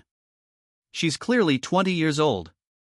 She's already out in the industry at that age. Upon hearing this, Xiao Lanzhao raised his eyebrows high. Clearly, they felt that Shen Xi's reasons were not strong enough. Upon hearing this, Shen Xi was struck by her fierceness. This was a new perspective on her mother-in-law. But that suits him perfectly. He. Shen Xi's lips curled slightly, she chuckled softly, and then slowly said. Auntie, to be honest, it's not that I don't want to have children, it's just that Ruwashi isn't cooperating. Could you help me persuade her? I don't think she'd refuse. Shen Xi looked at the elder in front of her. His eyes were clear and without any impurities, giving people a clean feeling. Upon hearing this, Xiao Lanzhao's expression changed slightly. Was Ruwashi not cooperating? Are you telling the truth? She looked at Shen Xi, her eyes filled with complex emotions. Shen Xi nodded solemnly. Of course it's true. If Auntie doesn't believe me, she can ask Nuashi herself. Xiao Lanzhao listened and remained silent, pursing his lips. After a moment, she sighed and said softly, Ruashi is too willful. I'll try to persuade her properly later. Upon hearing this, Shen Xi was secretly pleased, but on the surface she feigned a worried expression. Auntie, please don't hurt Ruashi while you're trying to persuade her. Yes, don't worry, Auntie knows what she's doing. Then, Xiao Lanzhao raised his hand and ruffled Shen Xi's hair, his eyes filled with a smile. If only she were as well behaved and sensible as you. Shen Xi awkwardly turned her head away, avoiding Xiao Lanzhao's hand. Auntie, let me feed you the soup, otherwise it won't taste good when it gets cold. He changed the subject, scooped up a spoon, and held it to Xiao Lanzhao's lips. Looking at the spoon in front of her, Xiao Lanzhao felt a warm feeling welling up inside her. She smiled and opened her mouth. Shen Xi then fed her the soup. Thank you, Xiao Lanzhao said. Shen Xi smiled shyly, then continued to feed Xiao Lanzhao. As he got closer, he could smell a fragrance emanating from the beautiful woman. Does she smell nice? Shen Xi couldn't help but turn her head, but inadvertently caught a glimpse of Xiao Lanzhao's skin at the loose neckline. What's wrong? Xiao Lanzhao asked, noticing Shen Xi's unusual behavior. Shen Xi quickly shook her head to cover up her embarrassment, and then continued to feed Xiao Lanzhao. It seems that Ruashi has never lacked food since she was a child. At this moment, in the luxurious hospital room, Xiao Lanzhao's red lips parted. Like a kitten waiting to be fed, it squinted its eyes, enjoying Shen Xi's care. She parted her white teeth slightly and swallowed the food that Shen Xi fed her. I didn't feel anything was wrong at all, the atmosphere was exceptionally peaceful. Chapter 24 Loneliness. At this moment, Xiao Lanzhao was dressed in a loose dress, sitting lazily. Her jet-black, glossy hair cascaded down to her waist, and the neckline was exceptionally loose. If someone standing next to her looked up, then one can glimpse a landscape that inspires endless imagination. Coupled with her exquisitely beautiful face and charming, obedient expression. She's practically a stunning beauty straight out of a comic book. As Shen Xi fed the child, she gazed at the other's beautiful face. Unconsciously, my moral bottom line kept getting lower and lower. He actually had some strange thoughts. This thought immediately jolted him awake. No way, he's definitely not the kind of person with evil thoughts and no moral bottom line. Xiaoxi, what's wrong? Why is your face so red? Xiao Lanzhao noticed that Shen Xi was acting strangely and asked her in confusion. Shen Xi coughed a few times guiltily, then said, Auntie is fine. It's just that I'm a little excited thinking about how Ruashi and I will soon be able to have a child. Ha ha. Xiao Lanzhao couldn't help but laugh. She crossed her arms over her chest and joked. I didn't know you liked children so much. Keep it up. After all, sometimes, even if Ruashi cooperates, success isn't guaranteed. Shen Xi. Aunt Xia, isn't this conversation a bit too explicit? He silently took a sip of water to calm his nerves. Seeing Shen Xi suddenly fall silent, Xiao Lanzhao belatedly realized that his words might have been too ambiguous. This shouldn't be a topic for a mother-in-law and son-in-law to discuss. She gave an awkward laugh. Ahem, well I mean. If you two put in the effort, you'll definitely succeed, haha.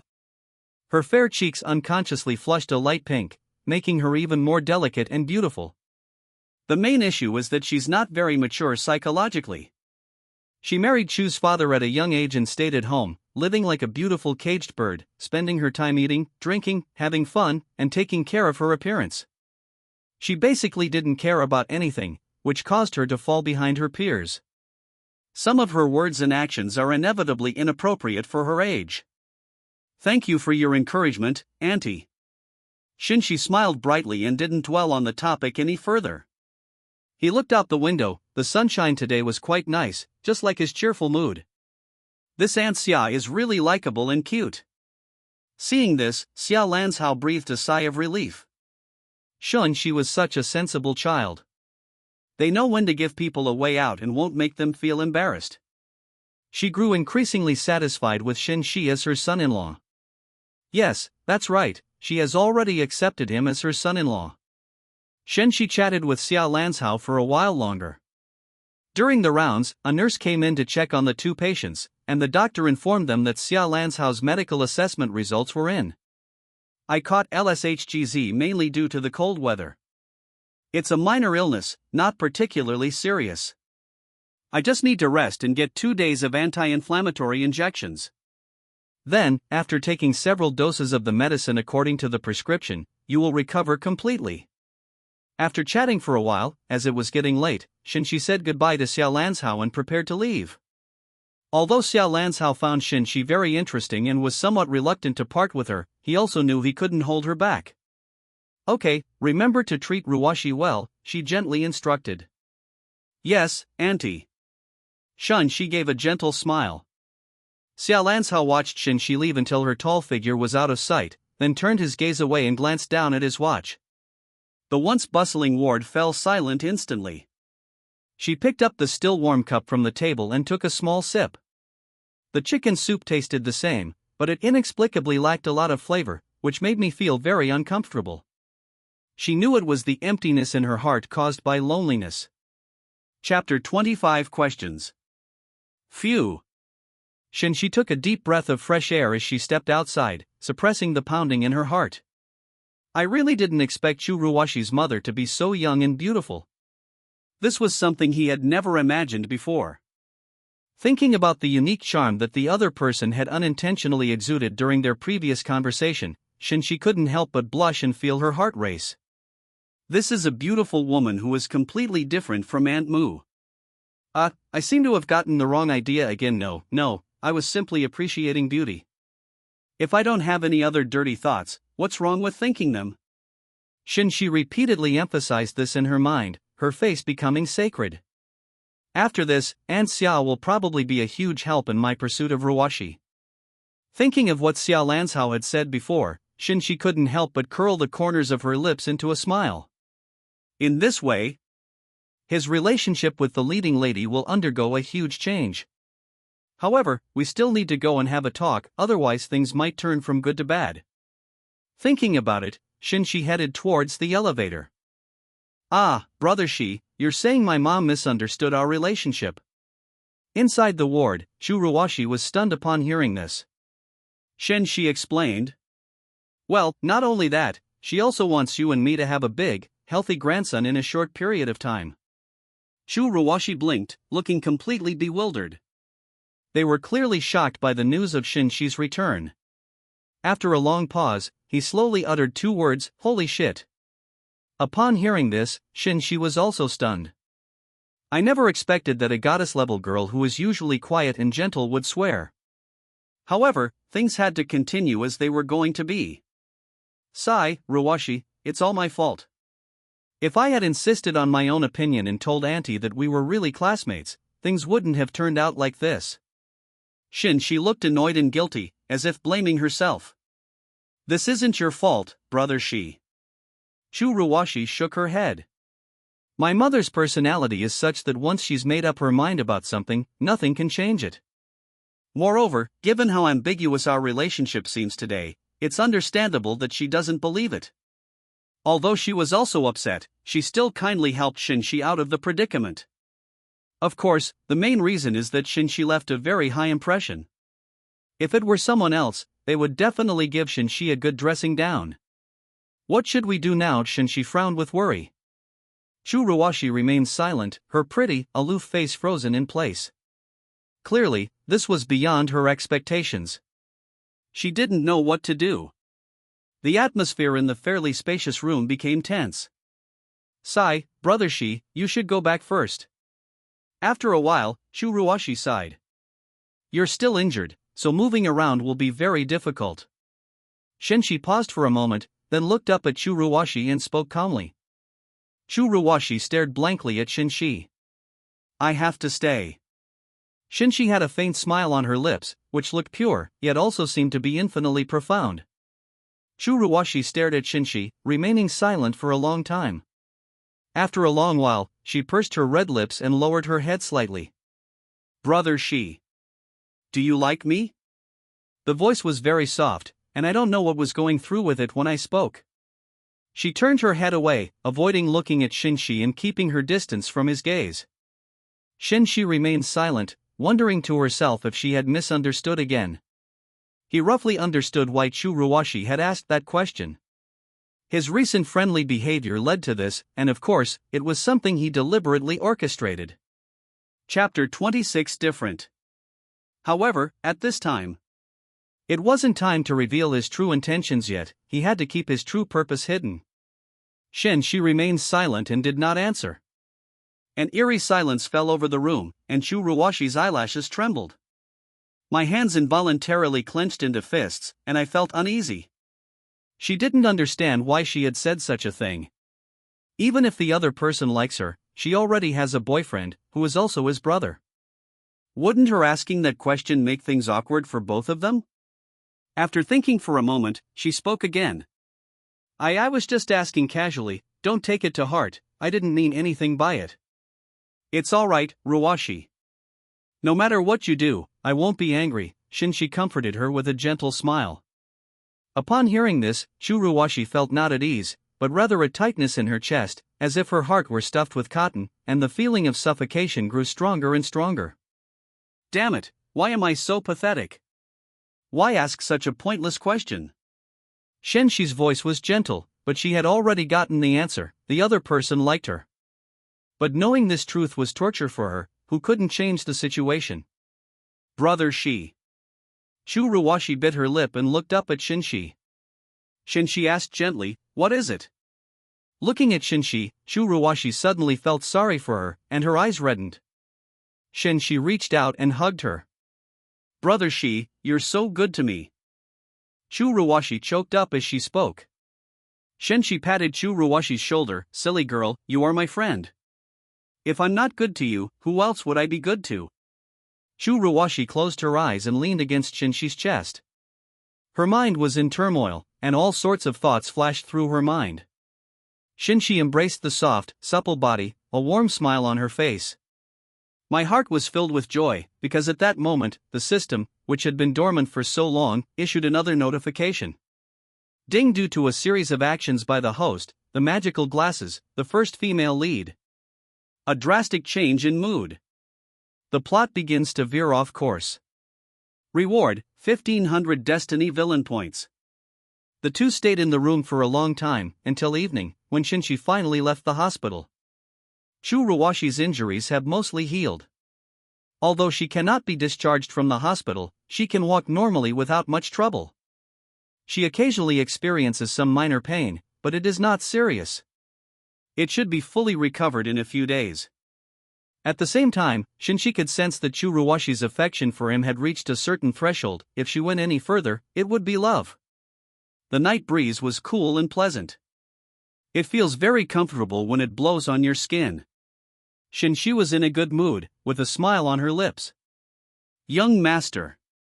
A brand new Audi pulled up next to Shen Xi, and Uncle Chen respectfully opened the car door. Shen Xi nodded slightly and sat in the back seat. This scene attracted the attention of passers-by, and several stylish young women picked up their phones and quietly posted comments on Douyin and Kuaishou. Some people are born to be Romans, some are born to be beasts of burden. Shocking. Luxury cars are picking up young masters in the Pudong district of Jiangchang. There are so many rich people in this world, why can't there be one more like me? The city light shone brightly, reflecting on Shen Xi's handsome face as if it were plated with gold, shining brilliantly. Uncle Chen, let's go to Jinghao Building. Jinghao Building is the headquarters of Huamao Group, a company that ranks among the top 10 in Jiangcheng, boasting astonishing wealth and influence. Upon hearing this, Uncle Chen looked puzzled. This young master, who is usually picked up and dropped off at school, seems to be a little different. Today's behavior is somewhat unusual. However, this is not his business. Uncle Chen drove to Jinghao Building, the air conditioning in the car blowing gently. Shen Xi closed her eyes to rest and relax, while the scenery outside the window rushed by. Chapter 27 Fame. Jiangcheng's central district is located in a prime area of Jiangcheng City, where land is extremely valuable. The price of one building is several times higher than that of a regular apartment. Moreover, the entire building is decorated in a high-end style, exuding luxury and grandeur. This place is a gathering place for celebrities and nobles, and is lined with luxury stores. It's the most popular shopping destination for socialites in Jiangcheng. At this moment, in the central area, a towering skyscraper rose from the ground, reaching a height of over 400 meters. Under the dim lights of the night, it resembles a colossal beast lurking in the darkness, giving people a powerful and awe-inspiring feeling. A jet-black Audi slowly came to a stop in front of the Jinghao building area. Shen Xi took the first long stride, and Uncle Chen wanted to follow, but then he saw Shen Xi turn around and say to him, "No need, Uncle Chen, you can go back now." "Young master." Uncle Chen hesitated for a moment, his gaze falling on him, as if he wanted to say something but stopped himself. Shen Xi smiled gently. What's wrong?" The smile seemed warm, but Uncle Chen felt a chill in his heart for no apparent reason. He shook his head, dismissing his doubts. "All right, young master, please be careful." Shen Xi waved goodbye to him, walked towards the building, and disappeared from Uncle Chen's sight. Uncle Chen watched Shen Xi's departing figure, his eyes slightly narrowed. He always felt that the young master's behavior was strange, and it revealed a hint of danger. He must be overthinking it. He shook his head and drove away. As night falls, the city of Jiang is bathed in the glow of countless lights, creating a breathtakingly beautiful scene. Shen Xi glanced up at the top of the building, a faint smile appearing on her lips, before quickly disappearing into the night. Meanwhile, on the top floor of the Jinghao building, the lights were dazzling and extravagant. Inside the office, Chairman Lu Tingyu stood in front of the high-end floor-to-ceiling window, overlooking the city's night view below. His handsome face looked especially charming in the dim yellow light, with a cheerful smile playing on his lips. Another major deal is about to be signed today. If this deal goes through, Huamao Group's market value will experience another explosive growth. Suddenly, the smile on his face froze. He rubbed his eyes to make sure he wasn't hallucinating. Did I see that right? My pupils suddenly contracted. Who is that? On the exterior wall of the building, a slender, aloof figure moved with effortless grace. Her clothes fluttered, and her short, dark hair swayed gently, as if she had come riding the wind. Bang!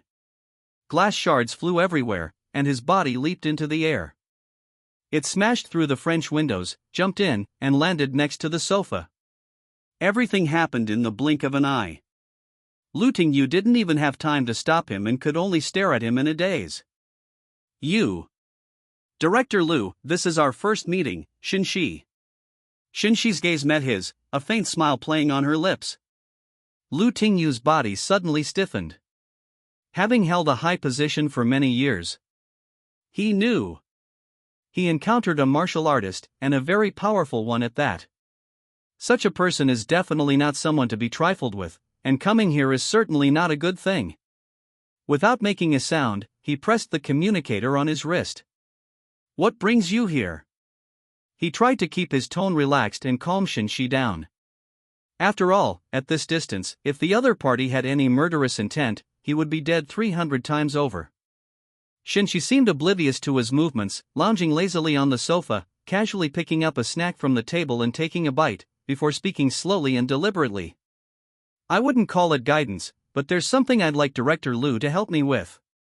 Lu Tingyu raised an eyebrow upon hearing this. "What's up? Make me famous." Shen Xi grinned, revealing her snow-white teeth, bright and radiant. Chapter 28 Showcase. Lu Tingyu was taken aback. Fame? To use his corpse to gain fame? Having experienced the cutthroat world of business and become a tycoon, this thought subconsciously surfaced in his mind. His expression turned somewhat unpleasant, but he didn't anger Shen Xi, he maintained his smile. "Could you elaborate? I don't quite understand what you mean." Shen Xi crossed her legs and leaned back on the soft sofa, without saying anything more. A deep silence fell over the room, and fine beads of sweat appeared on Lu Tingyu's forehead. The feeling of having your life and death in someone else's hands is extremely unpleasant. Suddenly, with a click, the door was pushed open from the outside. Two tall and slender figures stepped in, and Lu Tingyu immediately breathed a sigh of relief. A man in a suit and tie, wearing platinum-rimmed glasses, was refined and gentle, with a gentle and scholarly appearance. The other was burly, expressionless, and exuded a cold aura. President Lu. The two approached Lu Tingyu and called out in unison. Lu Tingyu nodded. "Thank you for your hard work." He looked at Shen Xi again, his face no longer showing any fear. He regained his indifferent expression. "I wonder what brings you to the Jinghao building at night." His tone was polite and distant, but he was already in a ready-to-attack stance, waiting only for the order. These two are highly skilled individuals who have followed him for many years. The success of Huama Group today is entirely due to the contributions of these two individuals. He was still very confident in the abilities of the two players. Has it finally arrived? Shen Xi ignored him and turned her gaze to the other two. A deep, unsettling look flashed across his eyes. Lu Tingyu's little trick just now naturally couldn't escape his notice, but that was exactly the effect he wanted to achieve. According to the plot revealed in the glasses, Zhangqing's #1 boss. The chairman of Huama Group standing before him was also Yifan's greatest enemy. And the attacker sent yesterday was none other than this man's son. To avoid future trouble, he chose to meet with this person directly. Secondly, it's also to enhance our influence in Zhangcheng. After all, a person who has mastered a Xian-level martial art, a peak inner realm expert, capable of sweeping through Zhangcheng, should not remain unknown.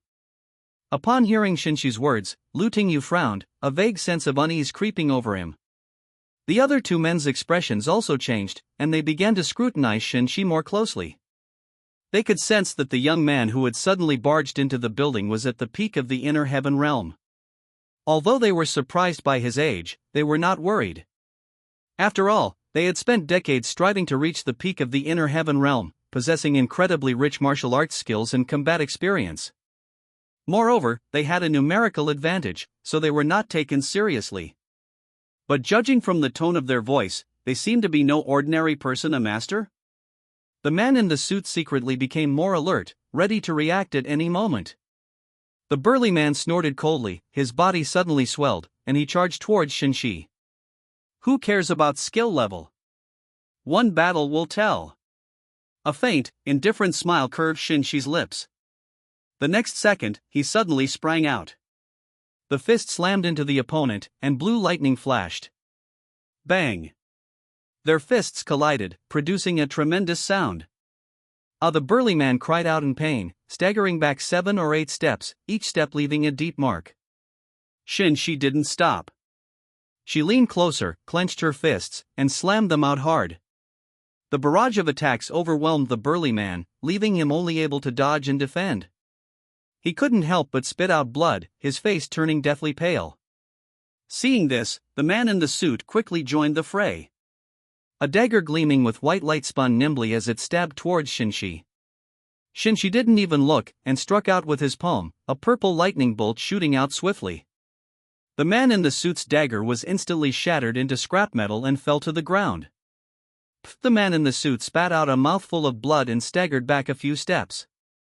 At the same time, the burly man was also kicked in the chest by Shen Xi and sent flying backward. He fell to the ground, clutched his chest, coughed for a long time, and couldn't get up. Lu Tingyu's eyes widened in shock. It was hard to believe that his two capable assistants had been defeated so quickly. According to what the other party said, their level is considered top tier in the entire Jiangcheng. But now they've lost to such a young guy. How is this possible? Lu Tingyu muttered to himself, utterly distraught. Shen Xi curled her lips into a smile, slowly stood up, and looked down at Lu Tingyu. "Mr. Lu, your trump card is gone. Now we can have a proper talk." Lu Tingyu's expression changed inscrutably. He gritted his teeth and finally sat down dejectedly. "What do you want to do?" Lu Tingyu lowered his eyes. He was utterly powerless against Shen Xi, who single-handedly overwhelmed his two top fighters. This also means that if he dares to refuse to cooperate, the other party could take his life. May the flowers flourish to make me famous, and may they see me as if I were a god. Shen Xi said calmly. Chapter 29 Meeting. Lu Tingyu's body trembled slightly, but he finally agreed with difficulty. Shen Xi curled her lips into a smile. It's a pleasure to work with you. Looking at such an innocent smile, Lu Tingyu felt a cold wind sweep through his heart, chilling him to the bone. This guy is terrifying. Lu Tingyu and Shen Xi reached an agreement. After leaving Jinghao Building, apart from resolving certain matters, Shen Xi also had an extra card, all black, in her hand. The front of the card features the Chinese character, Zun, while the back displays a beautifully blooming rose. The most distinguished guests of Huama Group can enjoy free purchases at any of the group's properties. It also allows certain officials to get things done freely and enjoy special treatment. Shen Xi touched the card, a meaningful smile playing on her lips. Most people in this world, except those who encounter the protagonist's halo, they possess both thought and wisdom. He put the black card away. His gaze swept over the scenery not far away, and his figure disappeared into the night. The streets outside Jiangcheng University were bustling with people. In the atmosphere filled with the aroma of fireworks, a black Audi stood quietly under the streetlight. Shen Xi, dressed in black, leaned against the car. A cigarette is held between my fingers, its crimson flame burning. It reflected his handsome features, with a touch of coldness and a hint of unruliness. From time to time, whispers and murmurs could be heard from the surrounding area. Wow! Who's that? He's pretty handsome. It seems to be a senior from the finance department in his second year. I heard he's usually a very low-key and aloof person. Are you sure? This kind of temperament doesn't seem to be associated with aloofness at all, does it? I think so. Shen Xi squinted at the surrounding scenery, and the previous scene floated into her mind. Having finished everything, he was ready to go home and rest. I found a message in WeChat from a little rabbit avatar. There's a hint of ambiguity, a touch of shyness, but mostly a heart yearning for excitement. Little rabbit, Shen Xi, is that you? Little rabbit, today, I feel like you're different. Little rabbit, are you still there? Little rabbit, I seem to be. Seeing all the information, Shen Xi had a strange feeling. Because this rabbit is none other than Qin Shi, the school beauty of Jiangcheng. Thinking back to when I was in class. The other person's unusual emotions, as well as their stunning looks and figure. So he replied, going out tonight? The little rabbit was silent for a long time before sending a message, Shen Xi's eyelids twitched, and a surge of joy welled up in her heart. They immediately started the car and arrived at the Jiangcheng University district. Thus, the scene before us came to be. He stood under the streetlight smoking, leaning against the car, his gaze fixed ahead. The strange looks coming from around them. Or perhaps the gossip was like a passing breeze to him, having no effect whatsoever. After walking a short distance, on a fairly wide street, two people approached, one in front of the other, a woman and a man. The man was very attentive, following behind in a fawning manner. He kept asking questions, seemingly very interested in the girl's thoughts. This attracted a lot of attention. The two gradually came into his line of sight, and Shen Xi was slightly taken aback. The woman was a face that was both familiar and unfamiliar to him, Qin Shi. The reason she seemed unfamiliar was because she wore a black lace spaghetti strap dress, which revealed her fair skin and graceful curves. Beneath the skirt, a pair of long, straight, beautiful legs, paired with black stockings and high heels, exuded a fatal attraction. Her makeup was heavy, with bright red lips. Her original aloof demeanor was completely replaced by this alluring look. It gives the impression of a witch descending to earth. As for the man, he was obviously his former roommate, and also the upper-class guy, Jie. Who would have thought that the school beauty could be so wild? Shen Xi couldn't help but raise an eyebrow. He suddenly felt even more excited about what was going to happen tonight. On the other side, Qin Xi, wearing black high heels, looked somewhat impatient. Wang Jia, could you please stop following me? When she came out today, her childhood sweetheart followed her the whole time, which annoyed her to no end. "Xi, tell me, where are you planning to go dressed like this today?" Wang Jie glanced away from that sexy and alluring figure, then quickly turned his head away, trying hard to control his gaze. "Where I go is none of your business." Shen Xi frowned as she looked at him. "Xi, you know, I. Wang Jie hesitated, his eyes darting around. Shen Xi scoffed and walked away. "Wang Jie, we're not a good match. If you keep bothering me, we can't even be friends anymore." No, Wang Jie panicked, groaning and begging for mercy from behind. "Xi, I was wrong." Shen Xi sighed inwardly. It was the same old story again. Wang Jie and she grew up together, and he always showed her great care and concern. She wasn't heartless, naturally, she was moved. But the other person's personality really troubled her. The other person is not suitable for her. Without replying, Shen Xi walked straight ahead. She has already seen it, the person she arranged to meet today has arrived. Seeing that she ignored him, Wang Jie felt as if his heart was being torn apart. He was about to say something more. But then he saw his goddess being embraced by someone. He suddenly froze. Chapter 30 Pain. Shen Xi was stunned. The person holding her was Shen Xi. Her heart tightened instantly. This was her first time having intimate contact with a man. When Shen Xi hugged Shen Xi, he was also stunned for a moment. Her waist was so soft and delicate, it seemed as if it could be broken with the slightest force. Plus the fullness squeezed in front of her chest. Shen Xi's Adam's apple bobbed. Shen Xi seemed even more alluring than he had imagined. The two embraced, a gentle night breeze blowing by. All around was quiet, everything seemed to have been forgotten. Just like the male and female protagonists in a movie, beautiful and romantic, well, that's just a figment of my imagination. In reality, the boys around her cast envious and jealous glances at her. Some of them felt resentful. They had just seen how beautiful that girl, no, that goddess, was, and how alluring her figure was. But now someone had snatched her away and even hugged her right in front of them. This is absolutely heartbreaking. Although they are actually aware that this kind of girl is not for them, they still can't help but feel a pang of jealousy. Of course, most people, even if they are unhappy, wouldn't go up to pick a fight or use foul language, they would just leave. Except for Wang Jie, who initially remained stiff but gradually transformed into anger and pain. A piercing, excruciating pain, an agony akin to being devoured by 100 ants. He gritted his teeth and glared at Shen Xi, his eyes bloodshot. "You bastard, you dare touch her? I'll kill you." After shouting those words, Wang Jie rushed towards Shen Xi, filled with rage and intense murderous intent. With a madness that destroys everything. He used all his strength in that punch.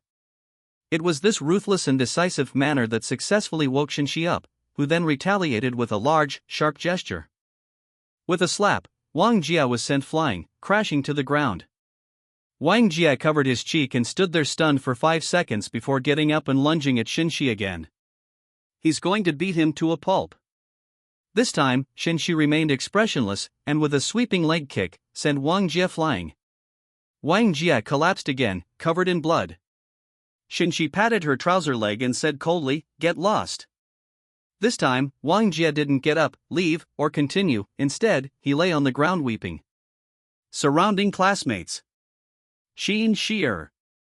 When she saw Shen Xi make another move, she tugged at Shen Xi's arm. "All right, stop fighting." She was worried that Shen Xi might really hurt Wang Jie. After all, although he was wrong, it wasn't that serious. Shen Xi glanced at her, then continued, draping the black robe over her shoulders. "He's not that narrow-minded. He wouldn't have bothered with them if they hadn't harbored such malice." Feeling warmth on her body, Shen Xi was taken aback. It turned out she had misunderstood. "Sorry." She lowered her eyes and said, "It's getting cold, so wear less of these kinds of clothes." As he spoke, he helped Shen Xi button up her clothes. Shen Xi was stunned for a moment, then a smile curved her lips. This person seems to be becoming more and more like her ideal boyfriend. She is both scholarly and martial, unrestrained and free-spirited, yet possesses a gentle grace as refined as bamboo. Actually, the main reason she came out today was Wan Ming's regret during high school was that she never thought of giving her body away. But now. Let's go, Shen Xi said, turning and walking out. Okay. Qin Sierra followed after him. She walked behind Shen Xi, a faint smile on her delicate face. Shen Xi's tall figure loomed before her, giving her an inexplicable sense of security. This scene did give off a bit of a movie vibe, like the male lead protecting the female lead. Wang Jie lay on the ground, watching Qin Shi and Shen Xi's figures gradually disappear into the distance. Many more tears streamed down my face, and my heart ached even more. Chapter 31 Unexpected. The night was deep, neon lights were flashing, and a fairly lively bar was in front of it. Shen Xi led Qin Shi downstairs. People dressed lightly or warmly occasionally came and went at the entrance. Judging from their various expressions, the ending doesn't seem to be very good. Are you sure you want to go in? Shen Xi glanced at Qin Sierra. In a place like this, people she hadn't met before. It's best not to step in lightly, as your heart will truly be corrupted. Qin Shi hesitated for a moment, then nodded slightly. Since we're already here. Wasn't the reason she invited Shen Xi out today to experience something exciting? Why would they back down at the last minute? Okay. Shen Xi didn't try to persuade her any further. The two entered the bar one after the other. The bar was luxuriously decorated, with dazzling lights and deafening waves of sound. By this time, the bar had already gathered a large number of people. In the center of the dance floor, a dozen or so young men and women were dancing wildly. Their flushed faces and unrestrained movements clearly showed their excitement at that moment. Qin Shi's anticipation seemed to have diminished considerably. There was a hint of unease on that delicate and beautiful face. In particular, several men nearby were roughly kneading and groping the body of a beautiful girl. The girl even wiggled her hips to match the group. The sight made her feel nauseous, and she instinctively gripped the hem of her skirt.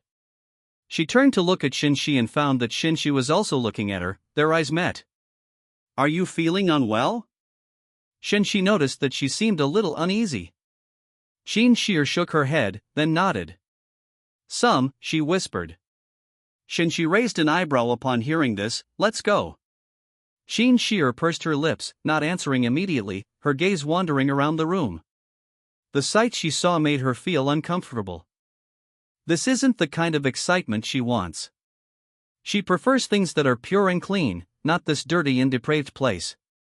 Shen Xi followed Qin Shi's gaze. I saw a group of men and women leaning back to back, wildly swaying their bodies in the dance floor. Some of the women were very young, even judging from their youthful and innocent faces. That would make it clear that these girls are all minors. Some of them were enjoying themselves, while others were not. Here you can clearly see when the man's large hand caresses the delicate body.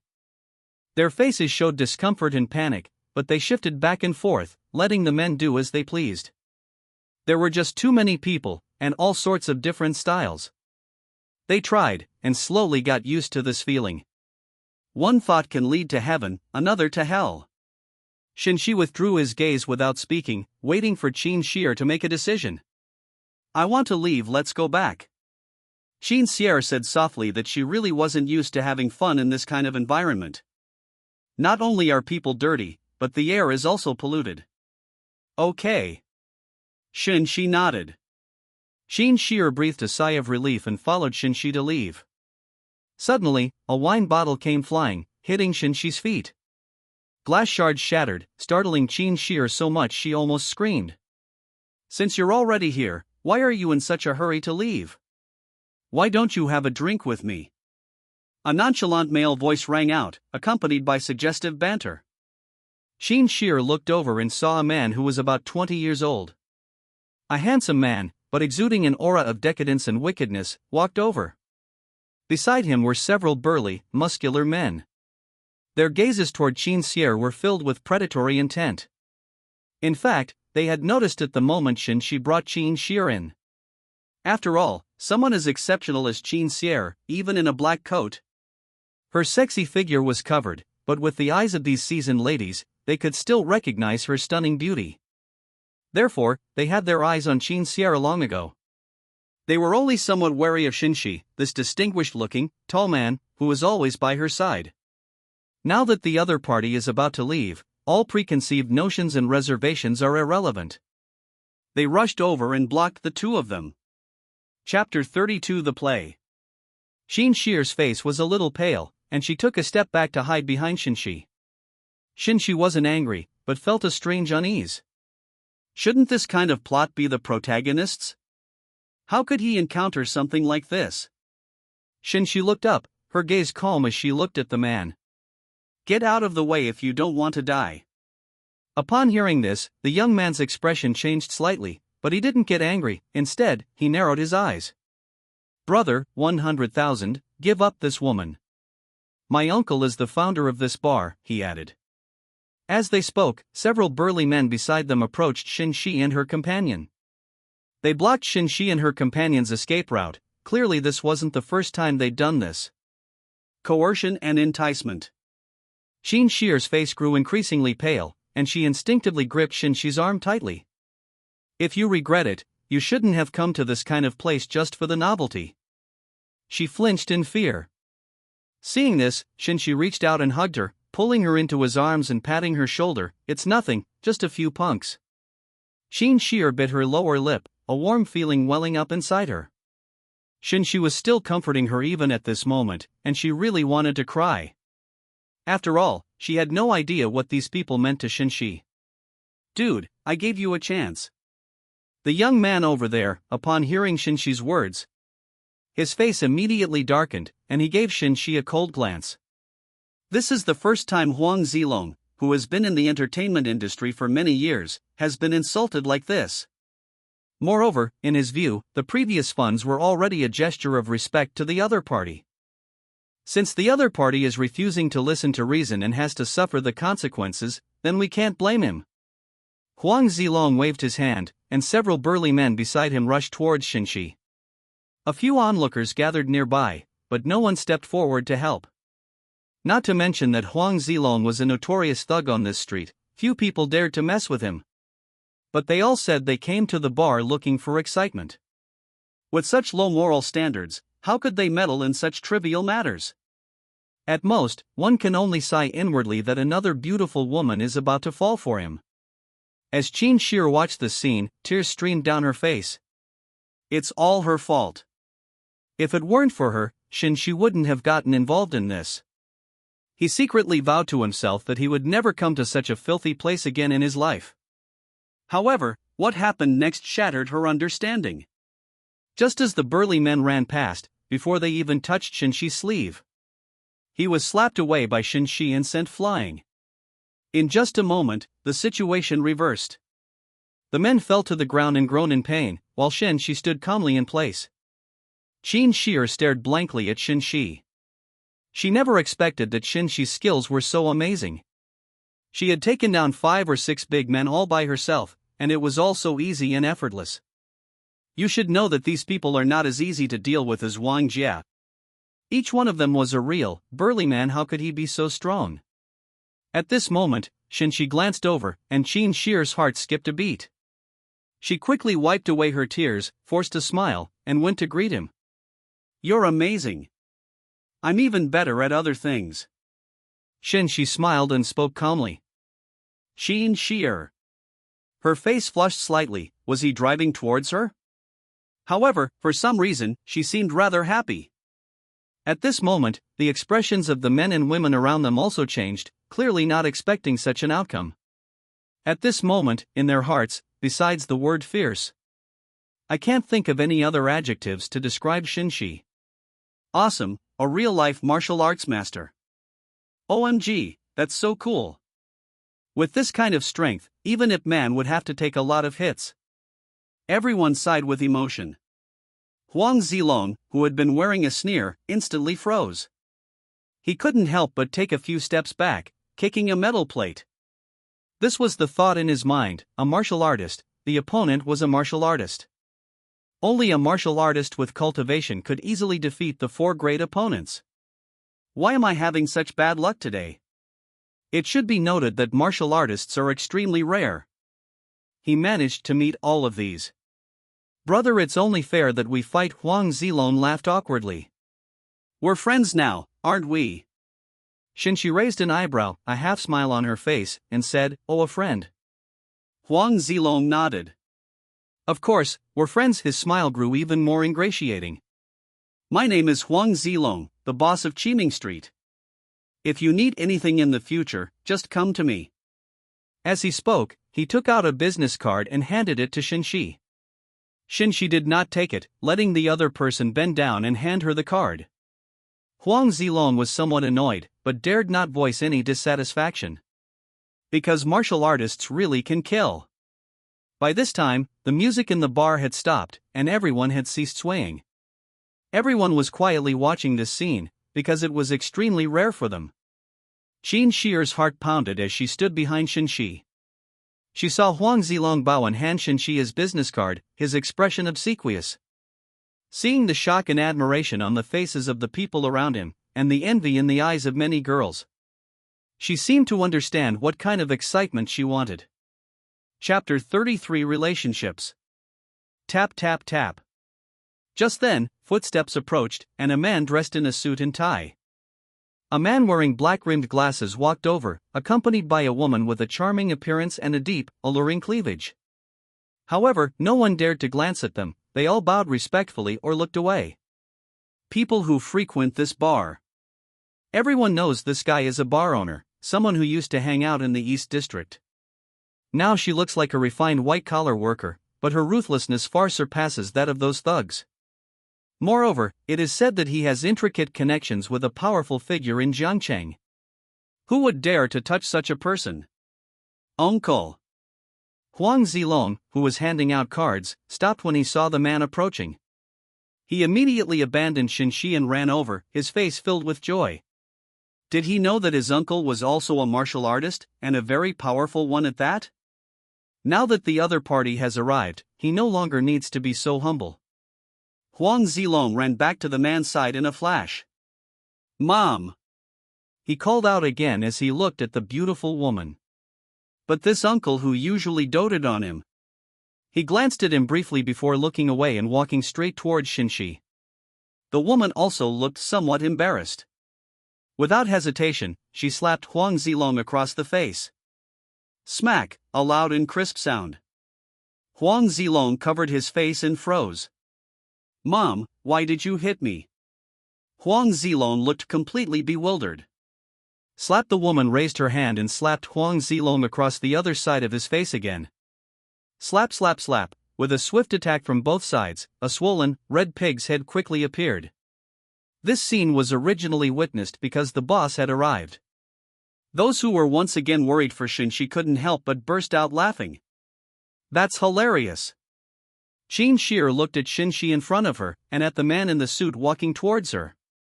As if she had thought of something, her pretty face changed slightly. Did Shen Xi know the other person? The man in the suit walked up to Shen Xi. He glanced at Shen Xi for 2 seconds, then bowed respectfully.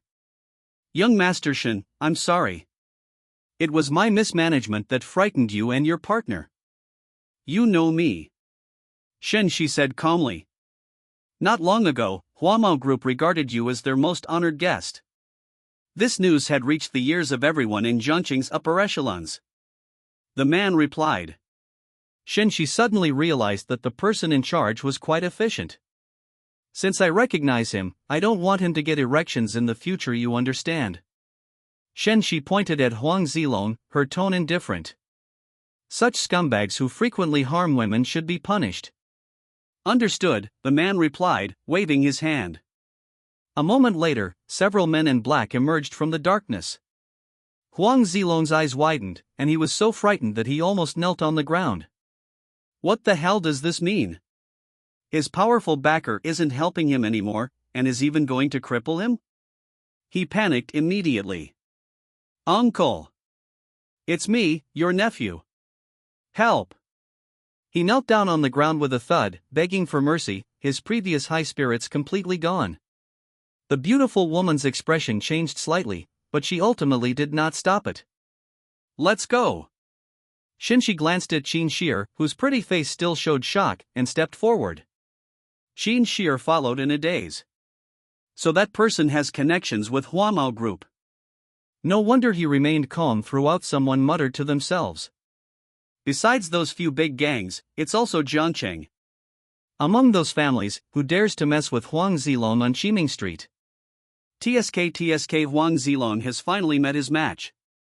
The farce has come to an end. Chapter 34 Curiosity. Stepping out of the bar area, the air outside was exceptionally fresh. Breathing it in made me feel incredibly refreshed. "Shen Xi, you." Qin Shi hesitated, as what she had just witnessed had truly shocked her. Shen Xi turned to look at her and laughed. "What's wrong? Are you stunned by his handsomeness?" He is indeed very handsome, but..." Qin Shi bit her lip and whispered. "As long as he's handsome, don't worry about anything else. Aren't you looking for excitement? One more step, shall we continue?" Shen Xi raised an eyebrow. After hearing Shen Xi's words, Qin Shi's heart pounded very fast. She knew what the final step was, and initially didn't intend to try it. But after experiencing all of this, she suddenly felt that perhaps giving it a try wouldn't be a bad idea. After all, it's really exciting. "Okay, sure." Qin Shi nodded shyly, her pretty face blushing. Shen Xi smiled and said, "Let's go." The two got into the Audi and drove towards the city. Shen Xi gripped the steering wheel with one hand, her gaze calmly observing the road conditions. Qin Shi would steal glances at Shen Xi from time to time, a blush rising on her pretty, delicate oval face, making her look exceptionally alluring. She was now filled with curiosity about Shen Xi. She knew the Shen Xi from before. There was a low-key, aloof, and fairly handsome boy in the class. But what happened today has repeatedly shattered her understanding. Exceptional martial arts skills, mature and calm, gentle and reliable, with a mysterious background, capable of commanding the respect of a large bar owner, and more. In short, Shen Xi is really amazing. That's why she agreed to give herself to him. It's not a bad deal. Shen Xi felt the other person's burning gaze, turned her head and asked, "What's up?" "No, it's nothing." Qin Shi quickly turned her head to look out the window. Shen Xi smiled. This girl can be shy too. If the students on campus saw the aloof and beautiful school beauty Qin in such a manner, I wonder what they would think. Just as he was trying to focus, his peripheral vision caught a glimpse of Qin Xi's skirt, where a pair of pure white lace shorts were faintly visible. In addition, her slender, long, straight, and snow-white thighs were taut. I could play with this leg for a year.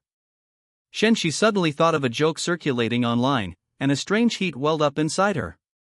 He sped up considerably, well, the fastest speed within the legal limits. A dozen minutes later, the luxurious five-star hotel had two more guests checking in. The spacious and luxurious room was dimly lit. "Why don't you go take a shower first?" Qin Shi sat on the bed, nervously clutching her black dress. Her pretty face was already flushed. It's natural to feel a little awkward or uneasy when visiting a hotel for the first time with someone. Seeing her reaction, Shen Xi smiled lightly. "How about we do it together, Qin Shi's cheeks flushed even more, and she remained silent. Her fingers were fiddling with the hem of the black dress, as if she wanted to tear it apart. Seeing the other person's appearance, Shen Xi couldn't help but laugh. She stopped teasing him, got up, grabbed a change of pajamas, and went into the bathroom. He paused at the bathroom door, then turned back, winked at Qin Shi, and flashed a bright smile. "You can enter any time you want to see it." Qin Shi's face instantly turned bright red. Why is Shen Xi so annoying now? She glared angrily at Shen Xi at the bathroom door, wishing she could kick him to death. Can't he tell that he's very nervous right now? Chapter 35 Like. Still flirting with yourself? Just wait and see how you cry. She wants a contrast, I heard. Qin Shi hummed, then turned her head away and took a deep breath. After Shen Xi finished showering and put on her pajamas, Qin Shi sat upright, like a criminal awaiting sentencing. What's wrong? Are you feeling unwell? Shen Xi walked to the bedside, sat down, and then reached out to touch her forehead, finding nothing unusual. Shen Xi Qin Shi'er suddenly called out to Shen Xi. Shen Xi turned her head to look at her. With a thud, Qin Shi'er suddenly stood up, pinned him down, and then looked at Shen Xi's lips, taking the initiative to kiss him. Shen Xi was stunned for a moment, then reached out and put her arm around Qin Shi'er's neck in response. Qin Shi'er's kiss was inexperienced, and her technique was somewhat clumsy. Shen Xi closed her eyes and enjoyed it. The two embraced and kissed each other. Of course, Shen Xi's hands weren't idle either.